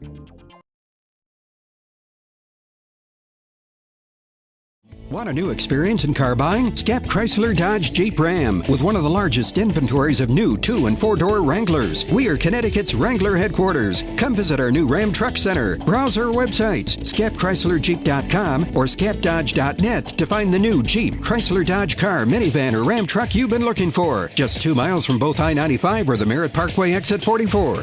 Save thousands at the President's Day event and Ram Truck Month, now through February 28th. At In Sports Trumbull, the game is always on inside. Recently renovated and home to one of Connecticut's largest indoor turf fields, In Sports is a multi-sport recreation center providing state-of-the-art facilities for league play, camps, and youth programs. Sign up now for In Sports High School Passing League. These 7-on-7 teams formed by area high schools offer a great way for football players to stay sharp in the off-season. 3 weekly 6-week sessions will be offered from December 1st through January 5th, January 12th through February 16th, and February 23rd through March 30th. For more information, visit insportscenter.com. Like and follow us on Facebook. What's happening up in Hartford and what's trending in the Nutmeg State? Join Kate Chaplinsky And Josh Fisher on CT Pulse live Wednesdays at 12:30 to find out. We talk to the leaders and newsmakers while breaking down the stories you should be paying attention to each week. With the help of HAN's editorial cartoonist Doug Smith, we take a humorous look at the news of the week. We talk about everything you were told you should avoid bringing up in polite company. CT Pulse, Wednesdays at 12:30 on the HAN Network. I'm John Kovach. I'm a newspaper editor. I'm a high school football coach. I'm a television presenter. And I want you to love fishing as much as I do. Tune into Yankee Fisherman, Thursdays at 1 on the HAN Network. It's like going to the tackle shop without leaving your office.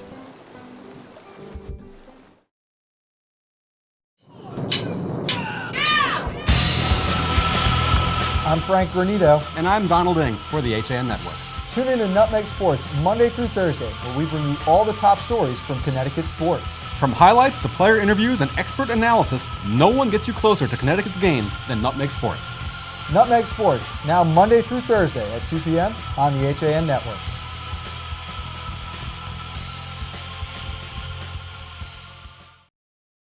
If you're watching this broadcast, you're not alone. The HAN Network is available for 200,000 Connecticut cable customers on the Frontier Network, and we've also reached 1.7 million viewers on our free live streaming sports, news, and entertainment broadcasts. To reach our rapidly growing audience, contact Advertising Director Jessica Murrin at 203-273-7312 or email jessica@han.network. Back from the Darien Ice House, it is a 3-1 New Canaan lead heading into the third period. Frank Granito, John Kovach, Chris Kalin here today. And for a period of time at the start, Darien taking control of this game, but a strong final 5 minutes or so from New Canaan, Chris. But the Blue Wave have got to be pounding their heads in the locker room right now, wondering what they need to do on the power play. Honestly, it's something Mac Bud's going to have to figure out. And, you know, for this team, it's just a matter of when you get on the power play, it's sustaining any kind of pressure that you can put on the team down. And for Darien, they just haven't been able to move the puck. New Canaan's definitely been more aggressive on the penalty kill. And it's really frustrating. It's got to be frustrating for Darien because you have 5 power plays in this game and you've come up empty. And a lot of the issues have been at their own blue line. Turnovers, bad passes, and it's led to almost all 3 of the New Canaan goals. It pretty much has been, and it's been, you talk about it, and, you know, for the first period and a half, you know, it's clearly in the first period, it's been Granito 2, Darien 1. And it's been that second line that's been more aggressive. It's been one of the most aggressive that New Canaan's had in this game. They've been all over the place. It's almost as if there are 5 guys on the ice for 5 forwards New Canaan's put out on the ice when that line is out there. Well, errant passes by Darien are allowing New Canaan to be aggressive. How many times have we seen a pass just rattle around, just float, just stop by the blue line and set up a breakaway for the team in red? I think Cato made a good point that the Rams' second line has been the best so far to this point. Chris is joined now with the Darien head coach, Mac Budd, and let's hear what Coach Budd has to say about those first 2 periods. Coach Budd, honestly, for the first period, New Canaan came out quick. You guys responded quickly. What did you guys do to get everything back in order? Well, listen, it's a great team that we're playing, so I think the first thing when we looked at the first game, we really struggled. They were getting us deep in our own zone and pinned, so we worked a lot on transition and getting the puck out and made a few adjustments. So I think we focused really even before the game on a little bit of different breakout and trying to get pucks behind their D, so that certainly helped. Now, you guys have struggled on the power play. What has New Canaan done to frustrate you? Well, it has as much to do with our guys. We're just getting that. We haven't had a good power play, so we're trying to work on some stuff and hoping that we'll get that fixed. All right, Coach, thanks a lot. Good luck in the third period. Thank you, Coach. Thank you, Chris. And He is right. They fixed the problem from the last game, but New Canaan's presented them with a new set of problems. oh, this could be a problem here if right off the draw, quick shot from Camo and Bumgartner forced to make a save just 8 seconds in. And again, it's a shorthanded opportunity for the Rams. Lose the face-off and then let a team that's a man down to you come right up the heart of your zone. The New Canaan student section at the far end of the ice is still packed to capacity in the red-out, but a good portion of that whiteout down here to our left, John, has vacated the building. It's not, the game is far from over. I mean, there's plenty of time here for Darien to tie this up, to take the lead even. Cohen with a shot that's off the side of the net as the power play hits 3-2-1, and we're back to even strength. I'm too cheap to leave a game early. I paid my $5 to get in. I'm staying till the end. Guys, shots on goal in this game, even at 17 apiece. And an icing called there. Thank you, Chris. Huge turnaround from the last game when New Canaan had a monumental advantage in shots. And it'll be interesting to see how Coach Gore uses that second line down the stretch here. I think Granito has had one of his best games of the season, if not the best one. Adding another stellar performance as a knuckling shot never reached Windus. They've been the most reliable line. McMahon obviously adding a goal as well. They've spent the majority of play in the opposite zone, whereas the first line's really been canceled out. So that'll be something to keep an eye on. With and without the puck, Granito has been all over the ice. He's really skated well tonight. As he dumps this one in to the far end. Hazelton stopping on a dime, but turned over to McMahon. Looking for Granito, who wants the hat trick, but couldn't get the shot through. But it gets back to something I said in pregame, Frank, depth. Okay, our starters match up. How good's my second line? How good's your second line? And if I'm deeper than you, obviously I'm in a better place. And Hathaway, just desperate for a change, sends that one the length of the ice. Chris, a great look for George McMahon in the front of the net. Couldn't put it on Cage, but another turnover that leads to Rams offense. And give New Canaan a lot of credit. They've been taking advantage of those turnovers. They've been turning those turnovers into scoring opportunities the whole game. And I think a difference for the Rams, or an adjustment they made compared to last game, where they spent a lot of time just dumping from the red line. Today they have forced at controlling the blue line and making life difficult for Darien at both sides. And I think they've used Darien's aggressiveness to their advantage. You've seen a lot more of those opportunities off the turnovers because Darien's caught with a guy out of place. So down behind the net, controlling this time is Max Sharp. Out in front, and it finds its way across where Tyler Hill controls. Hill turning on the Jets around Finn Batson, and Bumgartner will have to hold that one. Off the stick of Tyler Hill, but the speed on display there from the senior captain.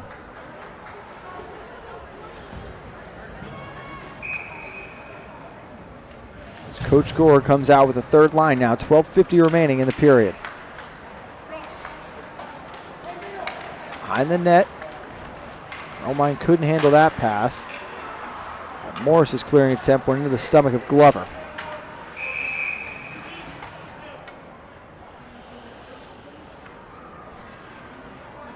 And that one went up into the bench, caught Henry Feifel, the sophomore goaltender, who's credited with his first save of the night. Yeah, I was going to say that too. Glover and Cohen on the draw, and Cohen comes away the victor. Kostrewski. And there's a great example of the aggressive play that Cato was talking about. Kostrewski more concerned about the check, couldn't clear the zone originally. Congdon tried the curl and drag, but it failed. And I think that was both ways on that check because it could have been kept in, but somebody was more concerned about the check. McCarthy gloved one down and then finally cleared out of the zone, but they'll say it was ruled a hand pass from one side of the blue line to the next. The Rams bring on another change along with the Blue Wave. In case you missed it this morning, the HAN Network was at the Zioli Field House for the 2017 FCAC Cheerleading Championship, the 20th annual cheerleading championship for the conference. And in an upset that not many expected, the Danbury Hatters took home the conference crown. A total of 0.4 of a point over the two-time defending Fairfield Ludlow Falcons. Tight. How was it, your first coverage of It was a lot of fun. It was my first coverage of that. First time I went to the track and field championships Thursday night, and it's a very cool environment having all the teams participating in one tournament, as Granito couldn't sidestep around the defender. Good job by Hazelton playing the body. Up ahead is Will Dixon as his shot dumped into the corner with 11:20 remaining. Man off the glass, and here's Morris with it. New Canaan just so adept at using the boards to get around Darien's checks. Down low is Adding. His pass went off the side of the net, and now Darien with an opportunity to go the other way. There's Maddie Hathaway controlling. In the slot, and a shot to the far side. Windus, one save, still loose out in front. And finally covered up with 10:45 remaining. That was Bennett McDermott, the freshman, getting his first shift. And about those tournaments, John, doing the track and field on Thursday night and the cheerleading earlier today. Very cool being at a tournament with all of the schools in the conference there and seeing the sportsmanship on display. But they're as competitive as anyone else. Some of the girls, I mean, one poor girl from Trumbull was gushing blood from her eye, just asked them to throw a butterfly on it. One of the Ridgefield girls has bruised ribs and was dropped, but finished through the routine. I mean, they're tough. It's not something I could dream of doing. Yeah. Guys, we have a little bit of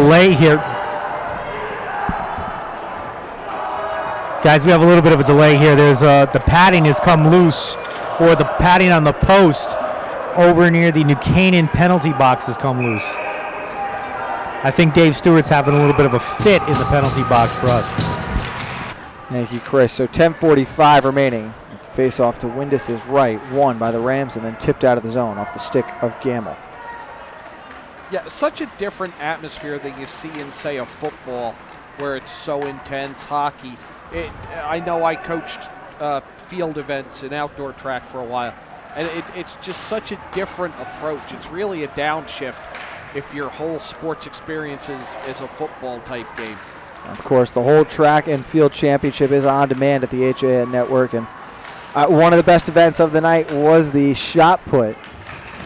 One of those field events. You had Jack and Will Conley, brothers from New Canaan, fighting it out for first and second. Will, the older brother, won in divisionals by 1/2 inch. At the championships on Thursday night, it was brother Jack who won by 1/4 inch. As Hathaway's shot finds the glove of Windus, and he'll hold on. Nice save there by Windus. And so much of track and field is competing against yourself. And you saw that with the Greenwich pole vaulter, Leah Zabataro? Zaccarado. Zaccarado, thank you. I was on camera. I didn't have to worry about saying the name that night. What a great performance from Leah. Really, all the athletes there that were on display Thursday night did such a great job. And the same went for this morning with the cheerleading. You can see the cheerleading again on our Facebook page. It was a Facebook Live video due for copyright reasoning with the music, but that is at the HAN Network's Facebook page. Make sure to follow along with us on Twitter and Snapchat as well. And, of course, download the HAN Network app, now available in the Google and Apple Store to watch all your favorite high school teams at the touch of a button. 3-1. Very slow pace of play here to start this third period with the Rams holding that 2-goal lead. You're going to have a lot of games that you can watch on that app here on the only place where you can see live high school sports in Fairfield County. Of course, it is championship month, so plenty to see coming up as Grisey takes that one away from McDermott from behind. Looking for McMahon, and then wisely dumped in by Pickering as the Rams tag back up.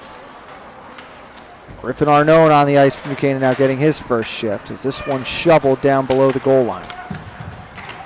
Up to the point, Pickering lets a wrister go. And we're back to the high shots. Really the first New Canaan shot in a little bit that we've seen actually approach the net. As Pickering down low, delivered a hit on Hazelton and then returned the favor was Hunter.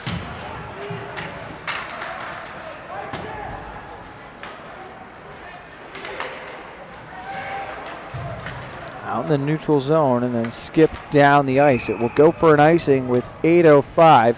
And Chris, that was the first shift we've seen from New Canaan that they really brought physical play to the table in this period.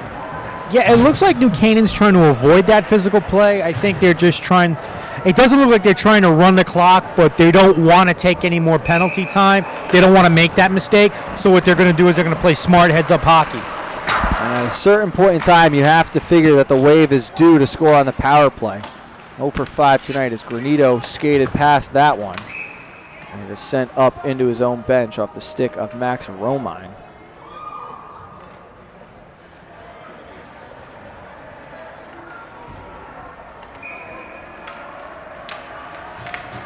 As Cohen wins that draw, but had it taken away from Granito momentarily, who was taken down. Nice job, sweet. I'm sorry, Frank. Canceled out a couple of times in neutral ice, and then Morris sends all the way around. See Drew Morris one last season in the spring when he mines the net for the New Canaan Rams lacrosse team before he'll pursue his lacrosse career at the University of Maryland as the goalie defending College Park for the Terrapins. There's Quinn Hayes now looking up ahead, and he finds Granito. Taking his time working against Congdon. McMahon skating through the middle and a shot that was gloved down. Not allowing that one to get through was Colby Ravosa. Turned over a couple more times and Quinn Hayes sends back in past the blue line. Lackadaisical clearing effort from Hathaway. Finally able to send that one down off the glass and all the way for an icing again. Was the captain, Henry Congdon. But, John, it's Darien with opportunities to clear the zone, and they're not appreciating the pressure New Canaan is giving or taking that extra step to create the space to get over the blue line. Take 4 or 5 strides and eliminate the icing. You're giving up all defensive zone faceoffs. Shot deflected around, and it just went to the right of the goal front. Eventually, that's going to cost you, and it almost did right there. Well-designed play off the draw as this one finds Hill in the slot, but he fanned off the pass of Gelnaw. The way Darien's pack in the front of the net, I wouldn't be surprised to see the next goal come from the edge. Rebound, and they score! It's a turnover at the blue line. Gamble comes up with it, firing a pass to the slot with Hill. Finishes off the rebound was Harry Gelnaw, who picks up his first of the night, and it is 4-1 with 6:21 remaining. And it's the rebound that hurts Baumgartner again, as it did when these two teams met in December. Now, we hadn't seen it really hurt him yet tonight until that. Guys, the scoring on that is Gelna from Ben Webster and Tyler Hill. And there'll be an adjustment on that scoring, though. Webster not involved in that play. This one canceled out. Got some extra pushing and shoving going on behind the play, and now a delayed penalty coming. I think this might be coincidentals, just to try to put a lid on everything. Yeah, it's a cross check.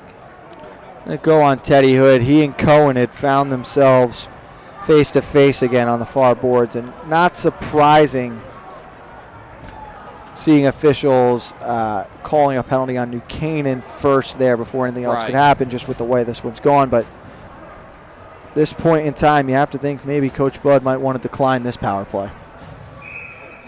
Not an option here. 0 for 5 are the Blue Wave. Up to the point, and it's Henry Congdon.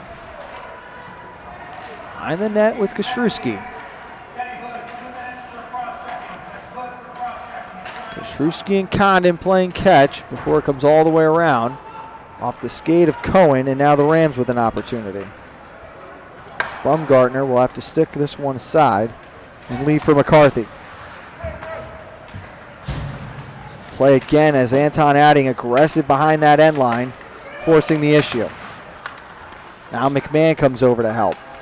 Strong forecheck by New Canaan in the early stages of this kill. That was Drew Morris who sent it back the opposite way. McCarthy sidestepped the original check, but McMahon holding the line sends back on Bumgartner. 55 seconds gone on the man advantage. That's moved up to C.J. Hathaway. There they got it out because they reversed field behind the net, and that's how they got that out. Interesting to see a little creativity thrown in now to try to break that neutral zone. Another clear here as the Rams penalty kill, which was 80% coming into tonight's game, 24 of 30. You'll see that number go way up right now, trending towards being 6 for 6 against the Waves' man advantage. Webster sends up the boards, and waiting there is James Gregory, but he just saw he was not really taking the time to stop that one as Gelnow throws another shot on Cage. And it's play like that that's hurt Darien a bit tonight, not keeping the puck in when they could. Here's Jack Webster looking up for his brother Ben.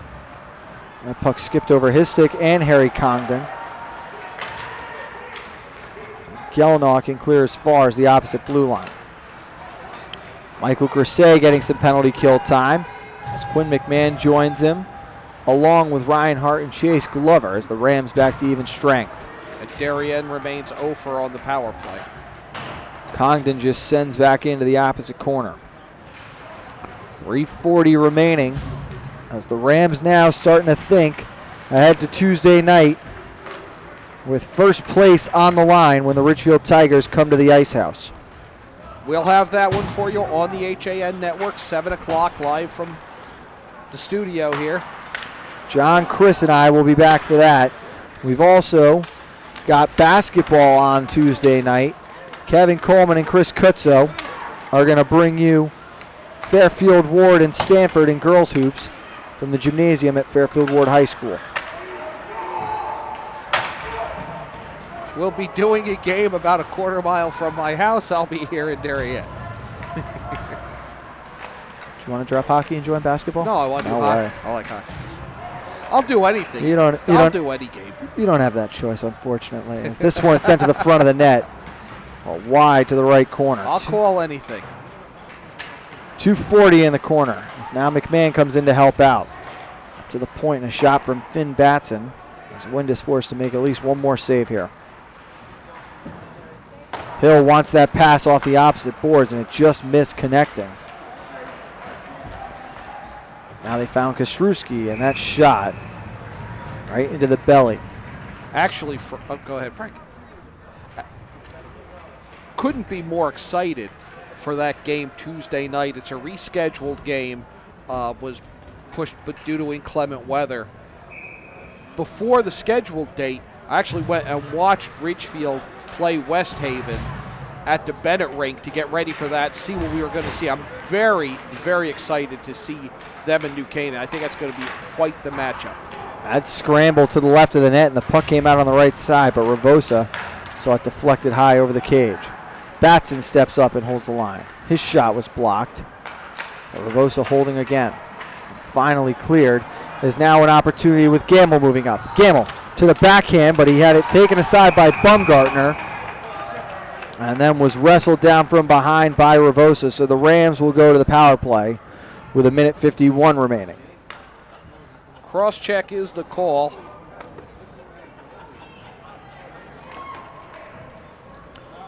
Ridgefield will play tonight, 7:30 at the rinks at Shelton against Trumbull. They were very physical against West Haven, and they bring it, but it bit them because they gave up a number of power plays that night, and there were two goals late against West Haven that made it look a lot closer than it was. Up at the point, and a shot deflected in front as it just missed off the stick of Gelnaw. Gelnaw with it, lets a shot go, and Bumgartner forced to hold. Hey guys, Kobe Ravosa is going to go off for 2 minutes for cross-checking. New Canaan's going to have a power play pretty much for the remainder of the game. Thank you, Chris. And at Ridgefield matchup now, the Tigers 11-1 on the year. Their only loss to Xavier. They beat the Rams 4-2, including an empty netter when they played earlier this season.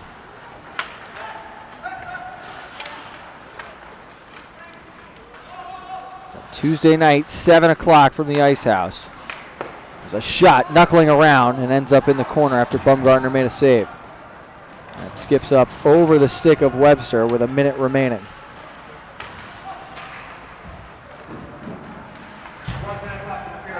That one flipped ahead. Hazelton fields with ease. And then it's knocked down. Bennett McDermott looking for help as Shark tries to join, but Drew Morris blocked that shot. Almost surprised there's not a check from behind or a cross-check on that play. Working now is Adding. Tried the little finagle through the man, but couldn't connect. Out in front, and a shot there that was blocked. Couldn't get all the way through as Ryan Leven is on. Buchanan will improve to 11-2 overall, 6-0 in the FCAC.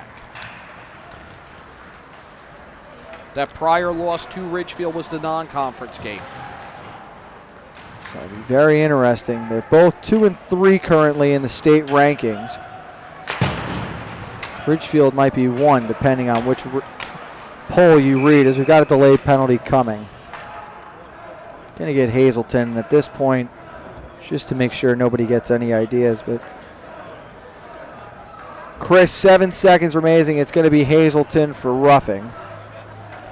But I thought the Rams, the last 20 minutes of play, going back to the second period, were dominant in all fronts.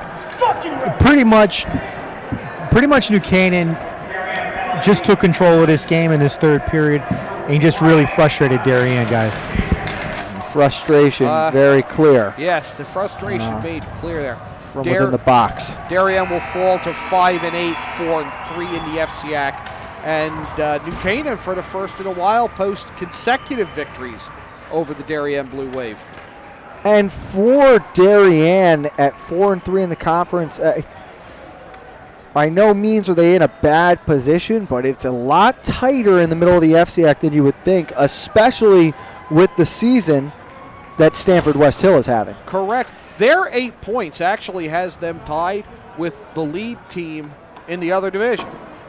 Fairfield Ludlow Co-op, 8 points going into today. Final score, New Canaan 4, Darien 1. We'll step aside quickly, and when we get back, Chris Cannon will be joined with a guest from the Darien Ice House right here on the HAN Network. Want a new experience in car buying? Scap Chrysler Dodge Jeep Ram with one of the largest inventories of new 2- and 4-door Wranglers. We are Connecticut's Wrangler headquarters. Come visit our new Ram Truck Center. Browse our websites, scapchryslerjeep.com or scapdodge.net to find the new Jeep, Chrysler Dodge car, minivan, or Ram truck you've been looking for. Just 2 miles from both I-95 or the Merritt Parkway exit 44. Save thousands at the President's Day event and Ram Truck Month, now through February 28th.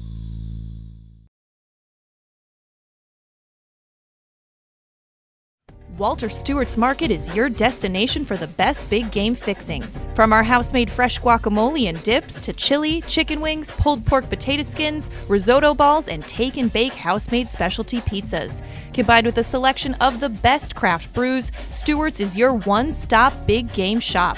Stop into Walter Stewart's Market, conveniently located at 229 Elm Street in New Canaan, or order from our game day menu online at stewartsmarket.com.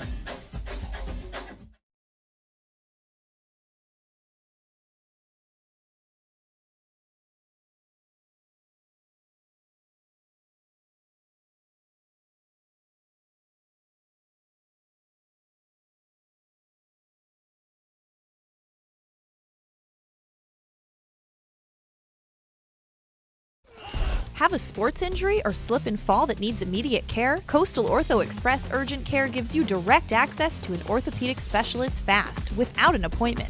Basketball, hockey, skiing, whatever the sports injury is, sprain or fracture, Coastal Ortho Express can help. Coastal Ortho Express Urgent Care, open Monday through Saturday, now in 2 locations. The iPark Building at 761 Main Avenue in Norwalk and 36 Old Kings Highway South in Darien.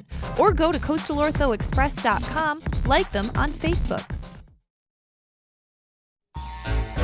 On time, done right, safe and reliable. MrHandymanCT.com. Let our satisfied customers tell it. I have called Mr. Handyman for every reason, every occasion, every broken item, every leak. They have bailed me out on many occasions, and I would recommend them to anyone. For any project, large or small. MrHandymanCT.com.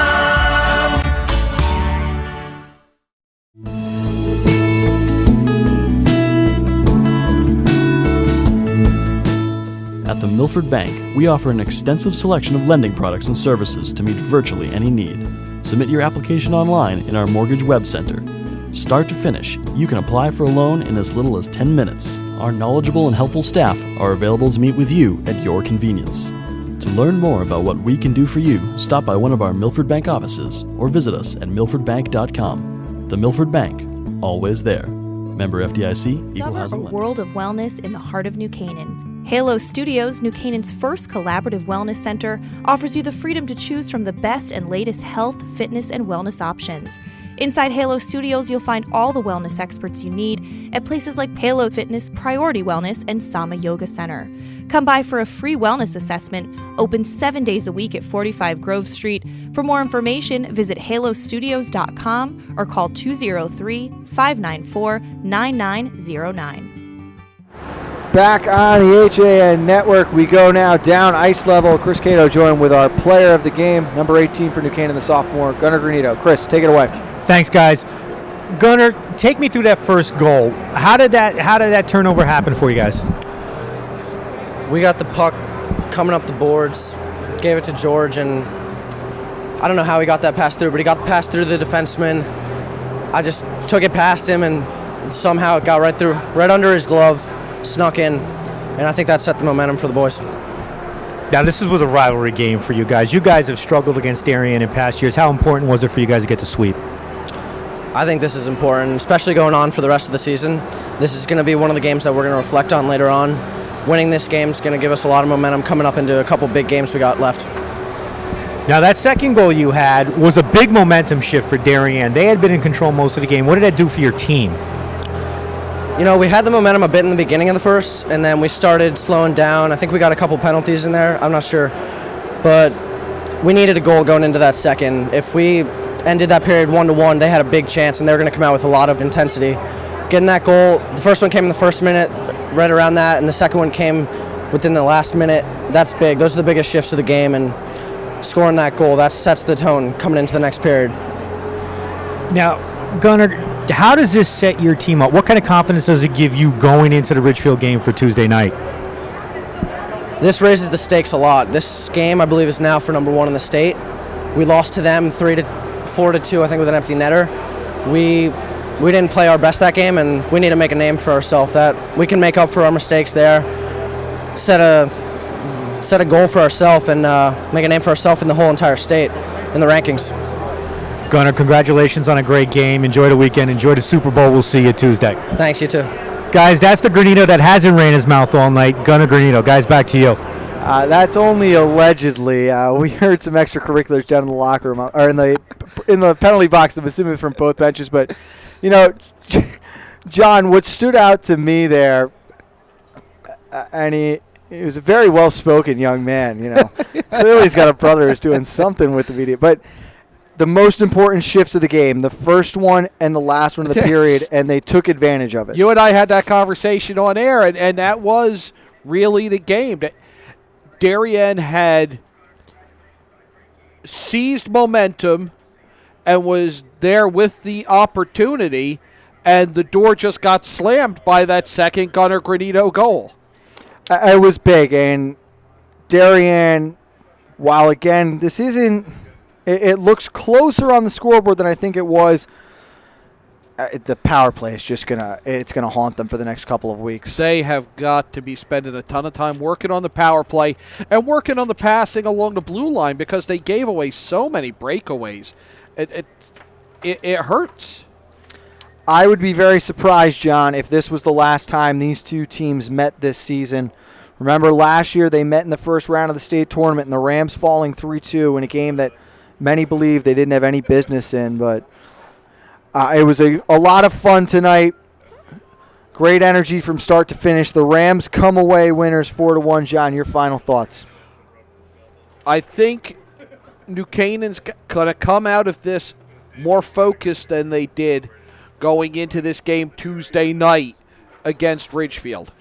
That'll be right here on the HAN Network at 7 o'clock from the Darien Ice House. We'll also have basketball for you. Stanford at Fairfield Ward. Chris Kutzo and Kevin Coleman will be on the call for that. You can get your coffee break with Kate Chaplensky at 11 a.m. on Monday. Final score, New Canaan 4 and Darien 1. The Rams continue that quest for the number 1 seed in the FCAC.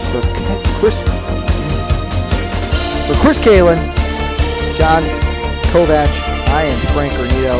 It's been a long day. Let's call it right here on the